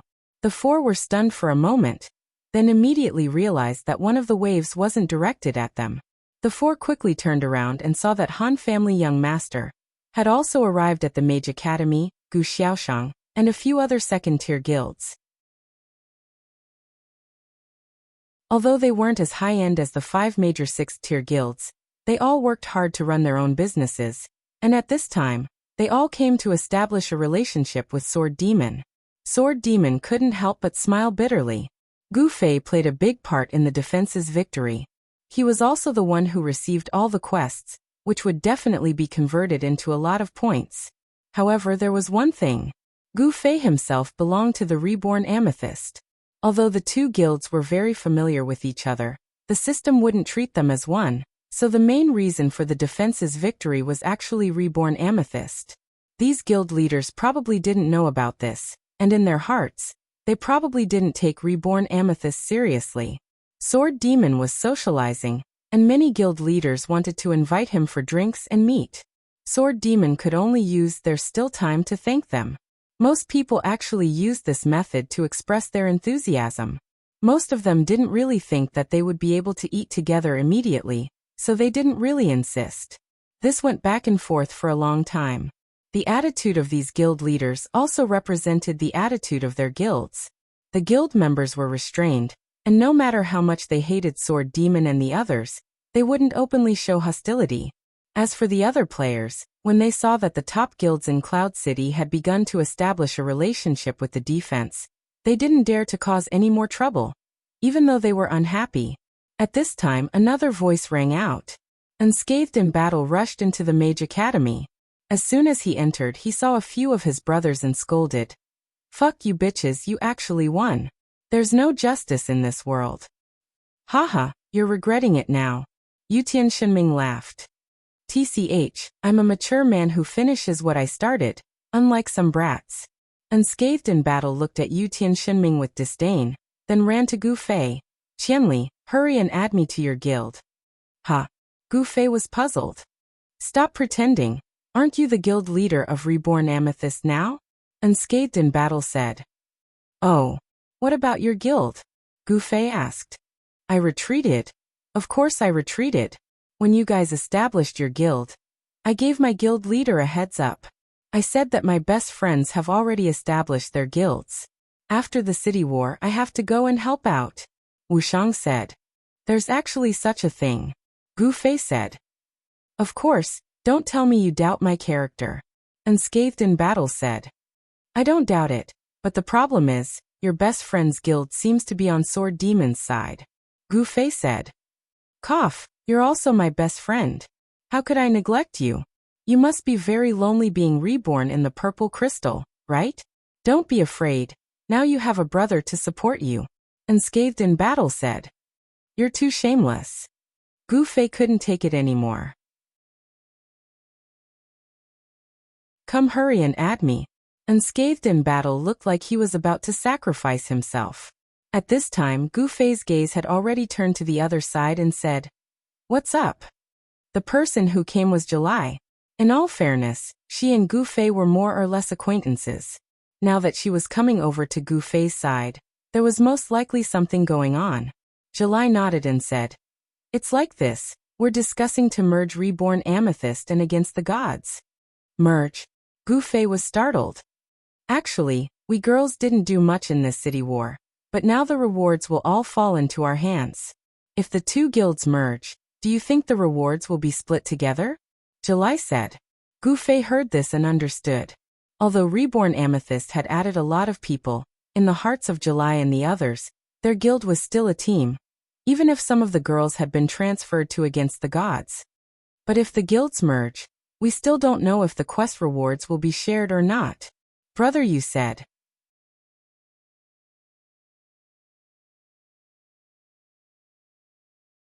Chapter 770.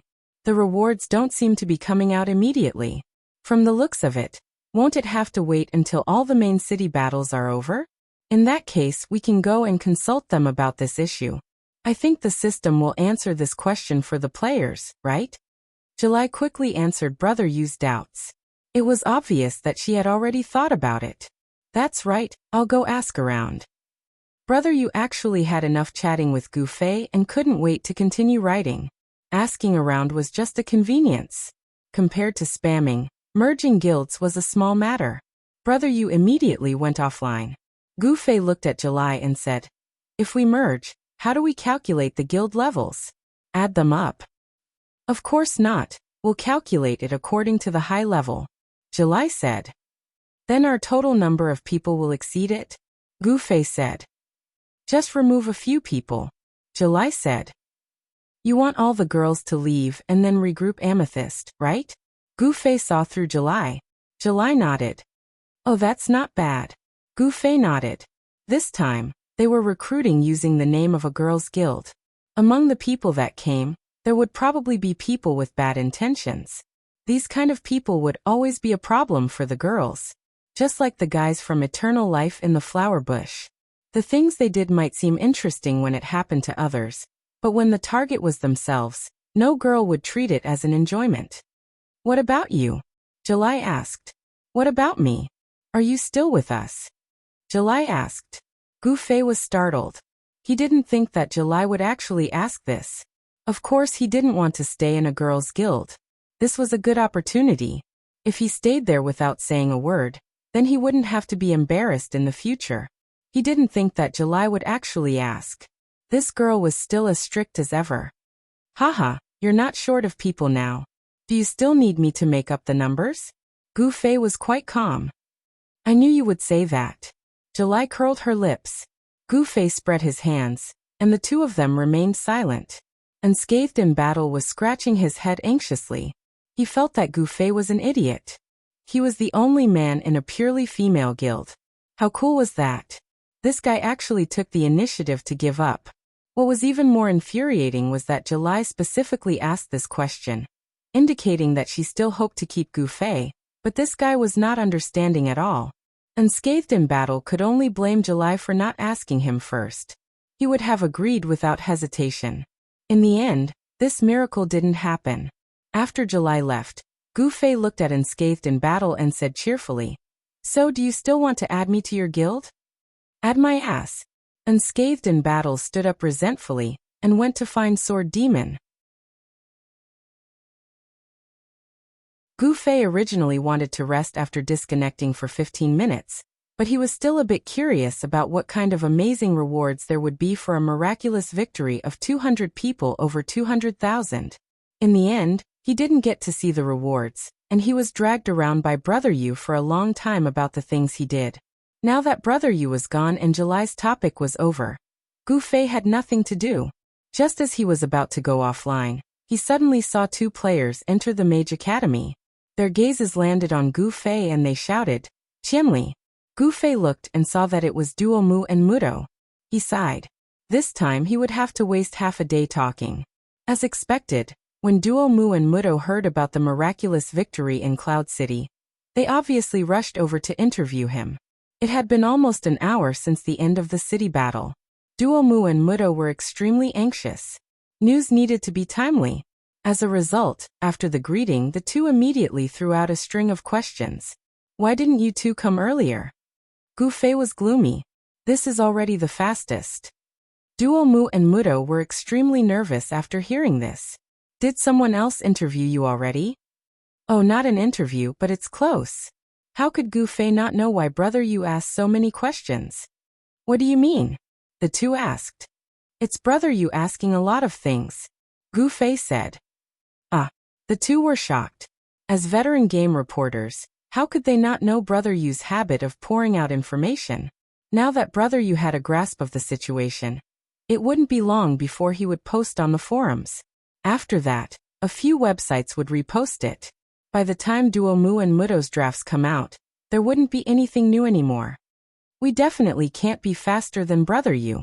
How about we get the editor to keep an eye on it and repost Brother Yu's posts when they come out? We'll see if there are any other selling points we can write about," Mudo and Duo Mu discussed. "That's the only way." Duo Mu was gloomy and begged Gu Fei. "Qianli, you have to give me some exclusive information." Gu Fei didn't know whether to laugh or cry. "It's just a small matter. How can there be any exclusive information?" "All right, then first answer a few of my questions." Duo Mu was helpless and could only start as planned. While Gu Fei was being interviewed, the Sword Demon had already finished meeting with the guild leader. After they left, their companions came. July and Gu Fei talked about it, and then came to discuss it with the Sword Demon. The Sword Demon was kind, and even thought about the reward for July and the others. "That's nothing. We didn't do much," July said. The Sword Demon shook his head. From a battle perspective, the girls' efforts were limited, but they did run quite a few quests and ran quite a few errands. Without Reborn Amethyst, who knew how long it would take for them to gather together? Without Reborn Amethyst, the new recruits wouldn't have a place to settle. Even in battle, the girls couldn't compare to elite experts, but compared to the players, the difference wasn't so great that it was negligible. The girls who were reborn as Amethyst Crystal reincarnated would always be more qualified to receive some rewards than these people. Especially if they had to leave the guild and form a new one, then the benefits of their guild would be gone. In fact, this was the reward that every guild sought in the city war. The division of power. Reborn Amethyst is about to level up, right? The Sword Demon suddenly said. July nodded. Soon. Then why don't you take advantage of this opportunity and rush to level 1? When the time comes, you'll be a level 3 guild. At least you can get the reward. The sword demon said. Oh, that's fine. No one would refuse a reward. July was the guild leader of Reborn Amethyst. She knew better than anyone how far away Reborn Amethyst was from level 3. If they focused their efforts, they would definitely be able to do it quickly. Thus, July and the sword demon went to look for Gu Fei. Gu Fei was in the middle of an interview. The two reporters were naturally unhappy that the sword demon and July had interrupted them, but they couldn't show it. They could only wait patiently at the side. Level 3? Oh right, there's still the reward. Gu Fei had forgotten about this. He thought that July and the others were about to leave the guild. Gu Fei opened the guild channel. The messages in the channel kept flashing, but Gu Fei had long trained to ignore the messages in the guild channel since he was in Reborn Amethyst. As soon as he opened the channel, the messages flew up. It was even faster than when there were only the girls gossiping. Gu Fei casually glanced at a few lines and was very disdainful. Now that the city war had ended, these fellows who were caught at the last minute to make up the numbers started to make friends, especially with the ladies. A few ladies who were Reborn Amethyst and wanted to speak in the channel were surrounded by the crowd. Too perverted. Gu Fei was too pure. He had been in Reborn Amethyst when he first entered the game. He had always been surrounded by girls whenever he appeared. He didn't know that in a normal guild, there were more men than women. All the girls were treasures. The scene in Reborn Amethyst wasn't perverted at all. It was the culture of the game. Everyone quiet down. Listen to me. Gu Fei's voice in the channel was instantly drowned out. You can temporarily increase the speaking privileges in the channel. July guided Gu Fei step by step. Gu Fei was so bold. He directly said it so that only the guild leader and above could speak. Thus, the guild channel instantly became silent. It became his personal domain. Quiet down, Gu Fei said. It was very quiet. He had to be quiet even if he didn't want to. There's something I want to say.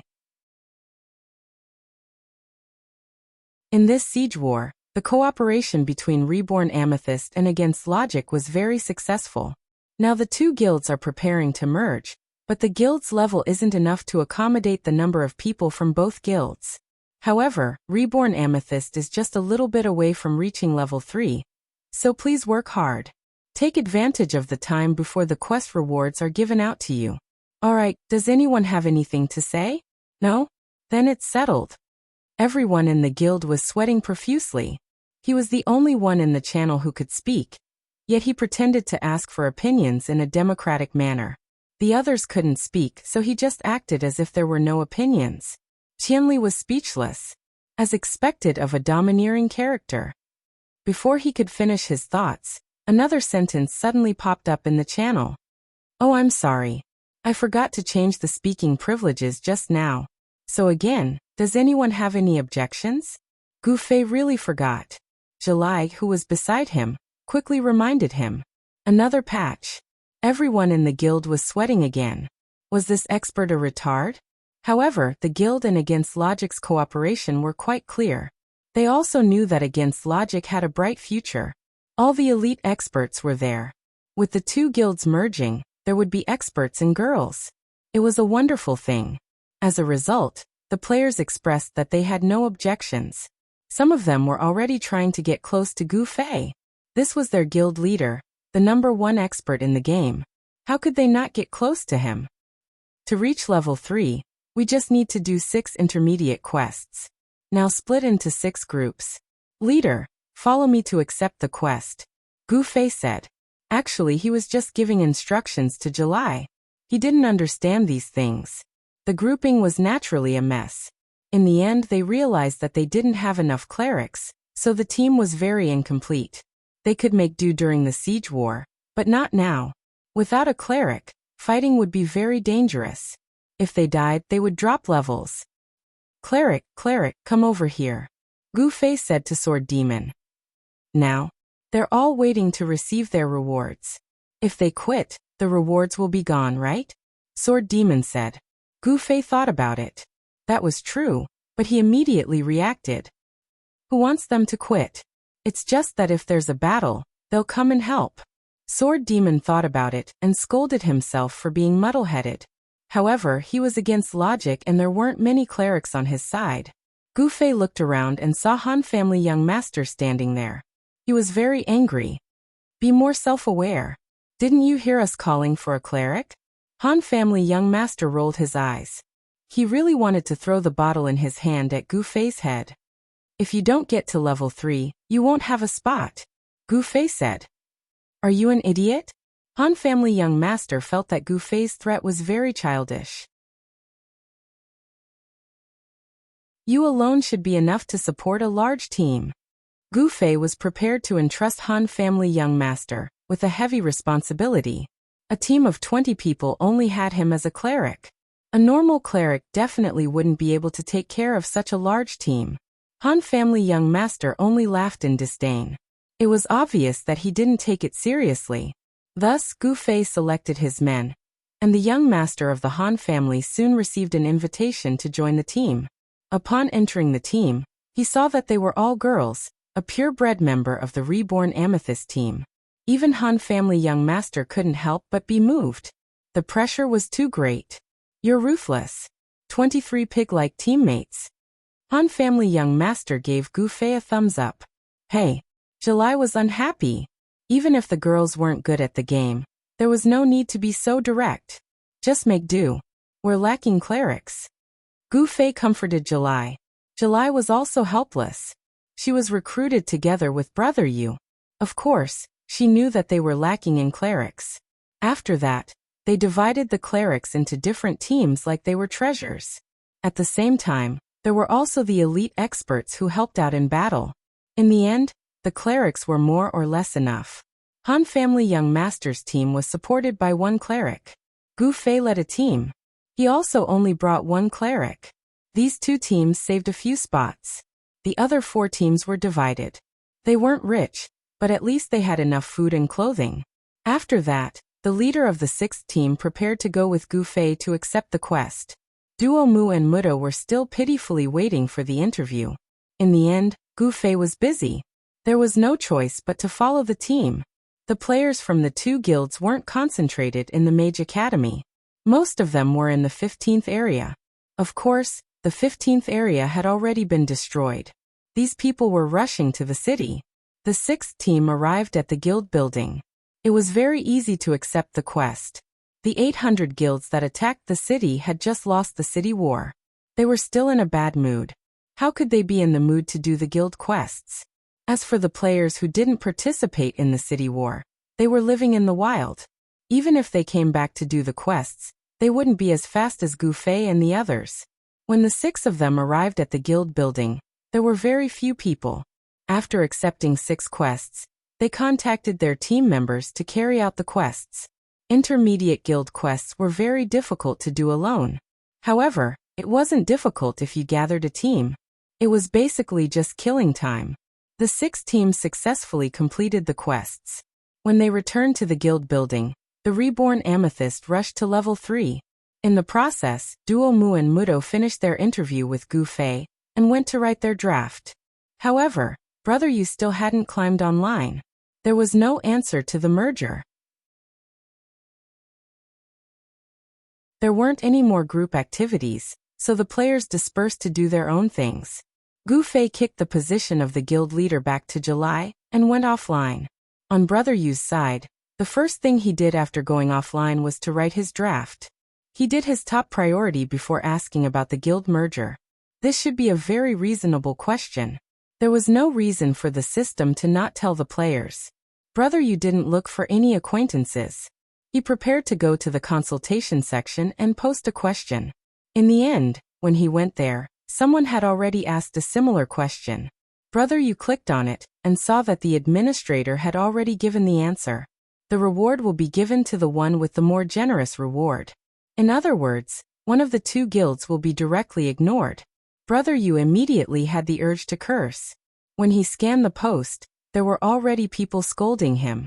Moreover, the scolding went on for a few pages. However, the administrator's temper was really good. He didn't delete the scolding reply. He only replied a few pages later. Hee hee, I suggest you merge the guilds after receiving the reward. Brother Yu blushed. The administrator's gentle words made him see the other party's sense of superiority in terms of IQ. The problem was originally very easy to solve, but players liked to think repeatedly and deeply. Brother Yu was afraid that the two guilds had already begun to merge, so he hurriedly entered the game. When he saw that his good friend Qianli was drunk and wasn't there, he inexplicably became nervous. In the end, Sword Demon had already asked him about the merger. You haven't merged yet, right? Brother Yu hurriedly asked. Of course not, Sword Demon said. Fortunately, you haven't. Brother Yu breathed a sigh of relief. If we merge, the reward will be given to the one with the higher reward, just like how the guild level is given to the one with the higher reward. Brother Yu had a little hope at this time.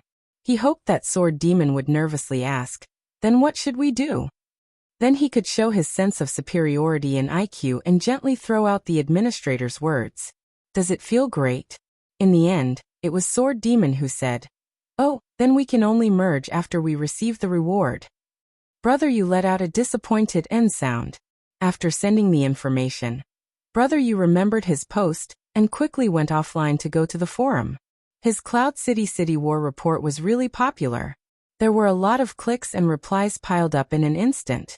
But soon many related posts sprang up like mushrooms after a rain, each winning with a title such as Cloud City, the place where dreams and miracles begin, unfulfilled ambition, 200,000 players in Cloud City lost a good game, and who decided the life and death of the city war.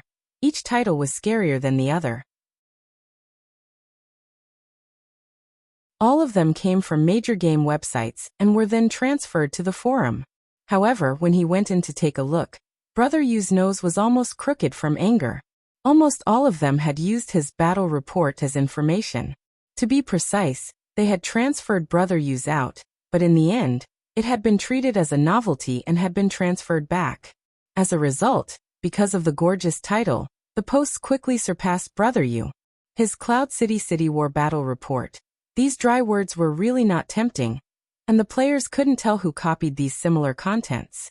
In the end, every post was followed by disdainful voices.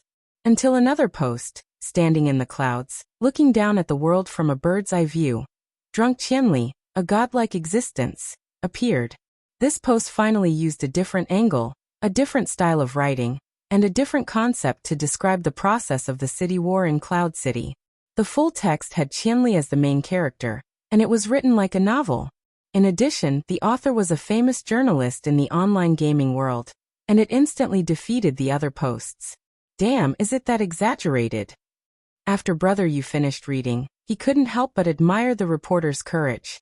Things that were 70% would be described as 10%, and he would often use some words like maybe, who knows, to provoke the reader's nerves, and let the reader imagine in a more exaggerated way. Qianli was drunk. According to their way of writing, it was really a godlike existence. Sigh, public morals are degenerating day by day. Brother Yu looked at his simple, true, and well-founded post that no one was interested in, and he was sad.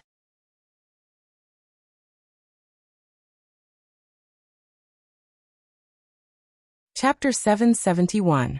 After Gu Fei finished his quest, he logged out of the game. However, Sword Ghost and the others were still there, conversing with the players in the guild. Recruitment was rather urgent during the city war, so they did not pay much attention to it. However, Sword Demon had already explained the principles of the guild. In fact, the rules of every guild were more or less the same.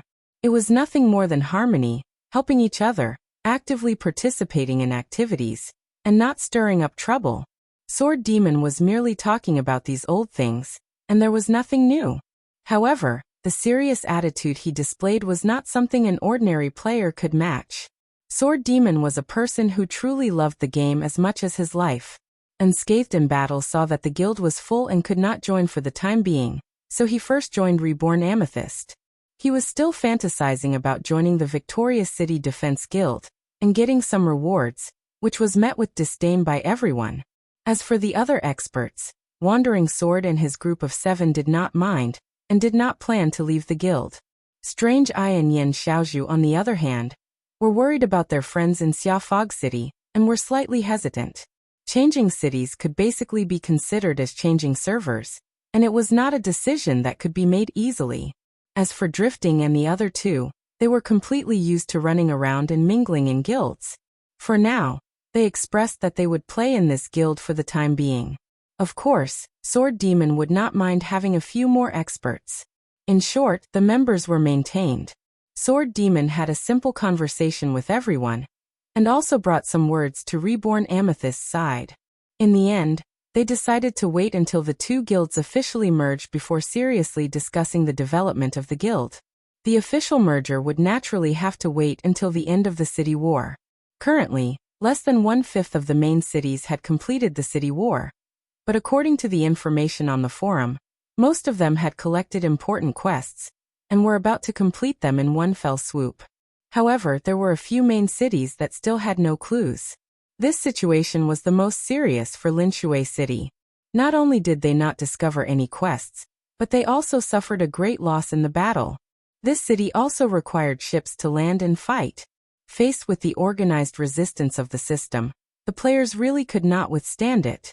Linshui City had over 200,000 players who had participated in the siege. Currently, more than half of them had perished. Over 100,000 players had been exiled to the 15th district. Seeing that there was no hope for victory, the players spontaneously went to the forums to protest, saying that the non-mainstream geography of their main city had affected the players' performance. However, the officials had yet to respond.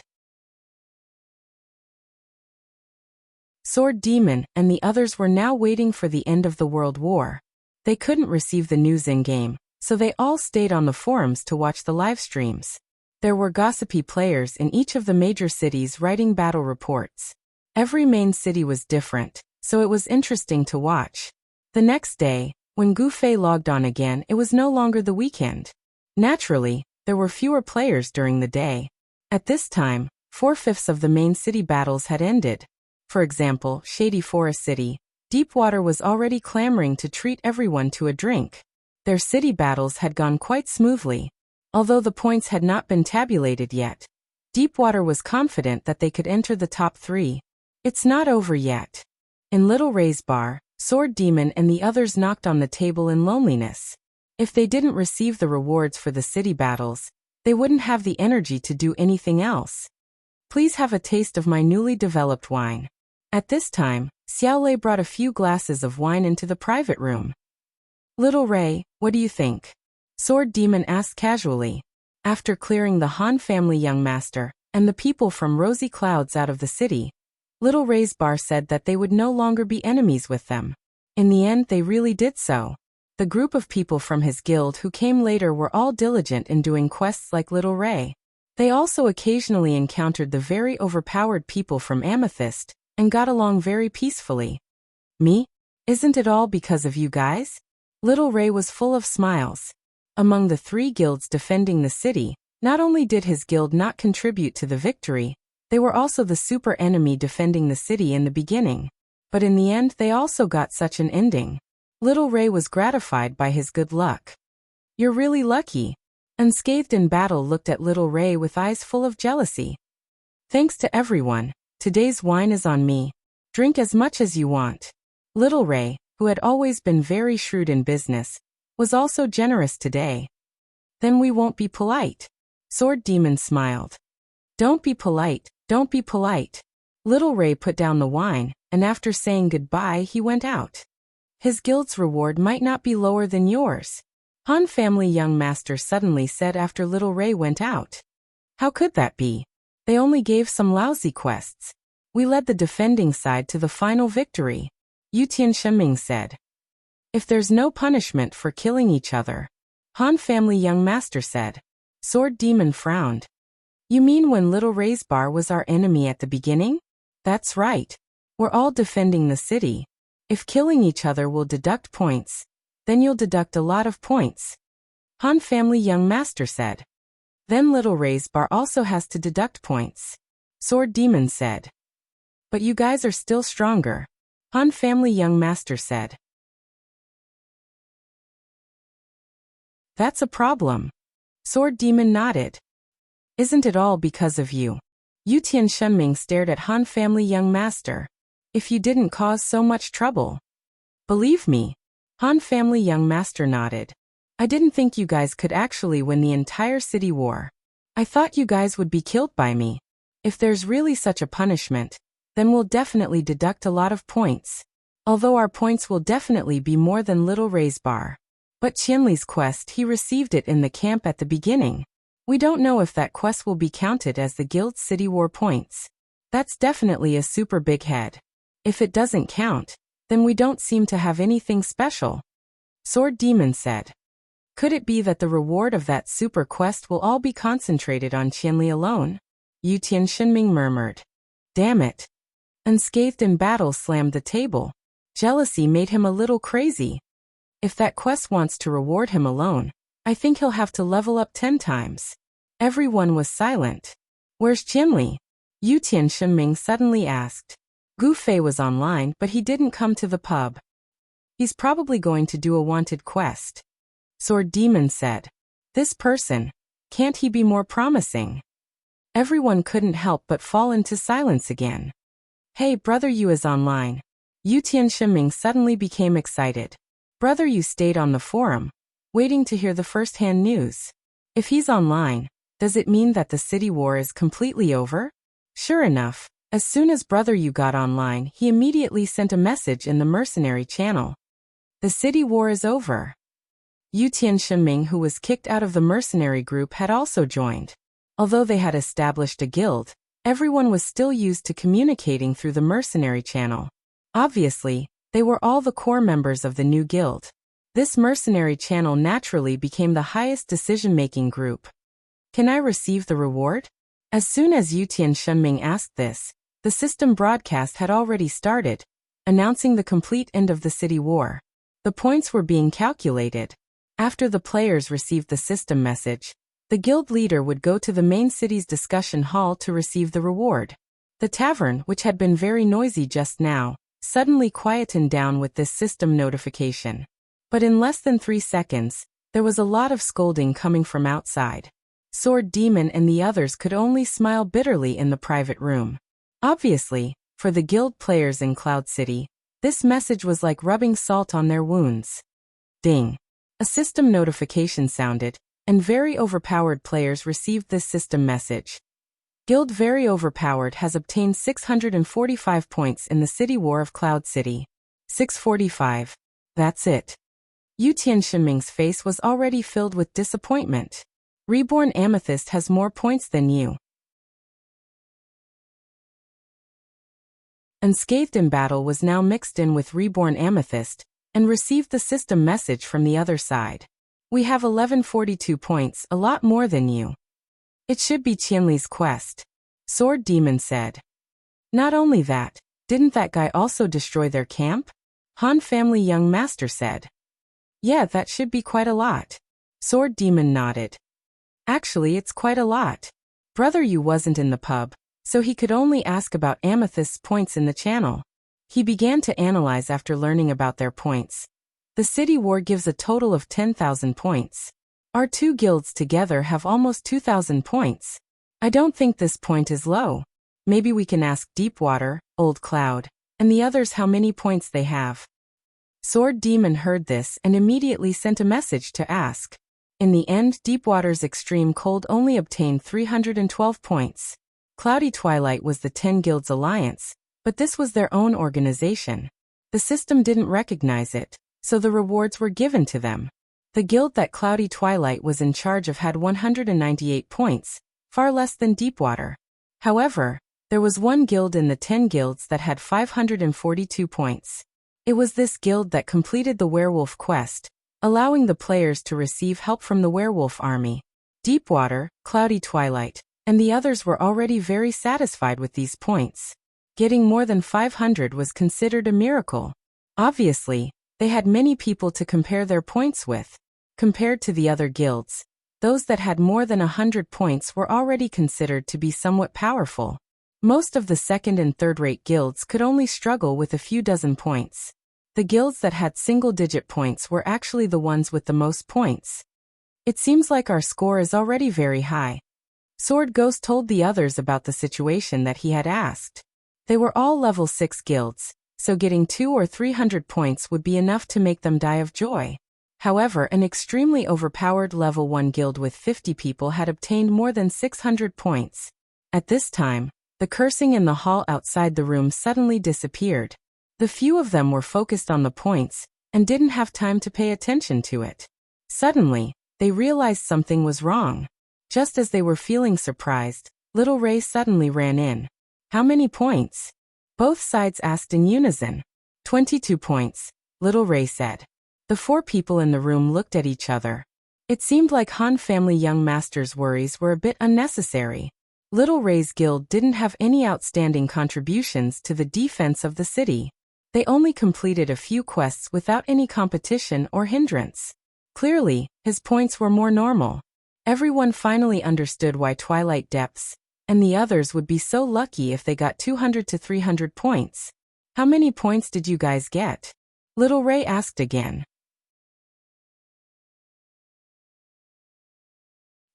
Sword Demon was too kind. He was afraid that the number would provoke Little Ray. Very high, right? Little Ray prepared himself mentally. 30 times higher than you. Sword Demon felt that this was a bit more tactful. Amazing. Little Ray praised. He wasn't too surprised. He had already prepared himself mentally. Why is it suddenly so quiet outside? Han family young master asked Little Ray this question. Oh, I heard from the people outside that they just received a system notification. Although it wasn't points, it seems like the attacking side also received some sort of reward. Little Ray said. Reward for hard work. Han family young master nodded. It wasn't easy either. Yutian Shunming said this, but his eyes were full of schadenfreude. Let's stop chatting and go get our reward. Unscathed in Battle stood up. What does it have to do with you? Yutian Shunming said with disdain. That's hard to say. Unscathed in Battle's face was full of fascination. Actually, it's not hard to say. Do you know that it's a tragedy for you? Han family young master said. Ha! Didn't you hear? Although the attacking side lost, they still received a reward for hard work. Han family young master said. Unscathed in Battle suddenly froze.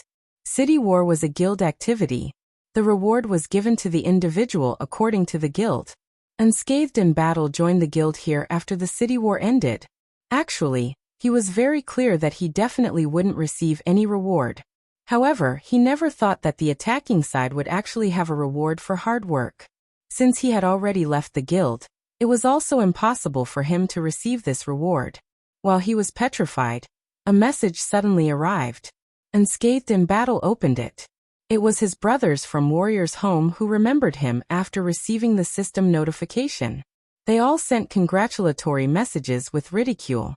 At the side, Yutian Shunming was also laughing like a madman. Unscathed in Battle was so depressed that he wanted to vomit blood. You stay here. We're leaving. Yutian Shunming said goodbye to Unscathed in Battle.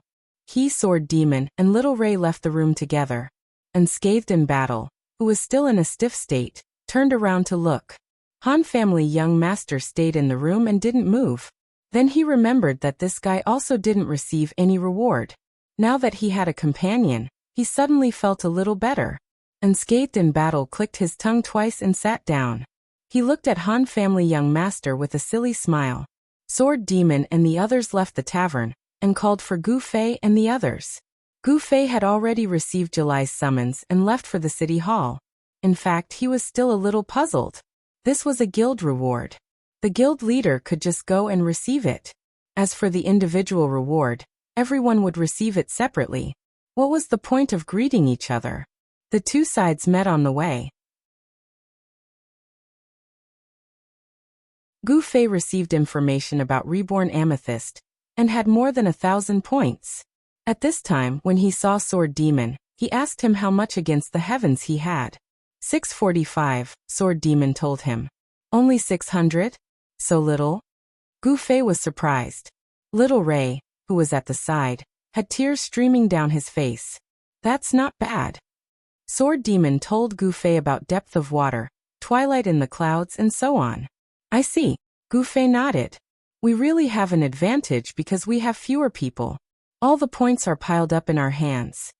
They chatted along the way and arrived at the city hall of Cloud City. Unexpectedly, there were already quite a lot of people gathered here. The guild leader of the attacking side had already come to receive the reward. In addition, there were also some people watching the fun. In front of the city hall's door, the system had brushed a bright red carpet. A solemn and dignified NPC stood on it, with a large group of attendants behind him. At a glance, Gufei saw his guard leader standing behind this NPC like an ordinary soldier. Who is this? The players were discussing. It should be the lord of the city? Someone guessed. This answer was agreed by everyone. Every main city had a lord of the city, but he usually lived deep in the city hall building.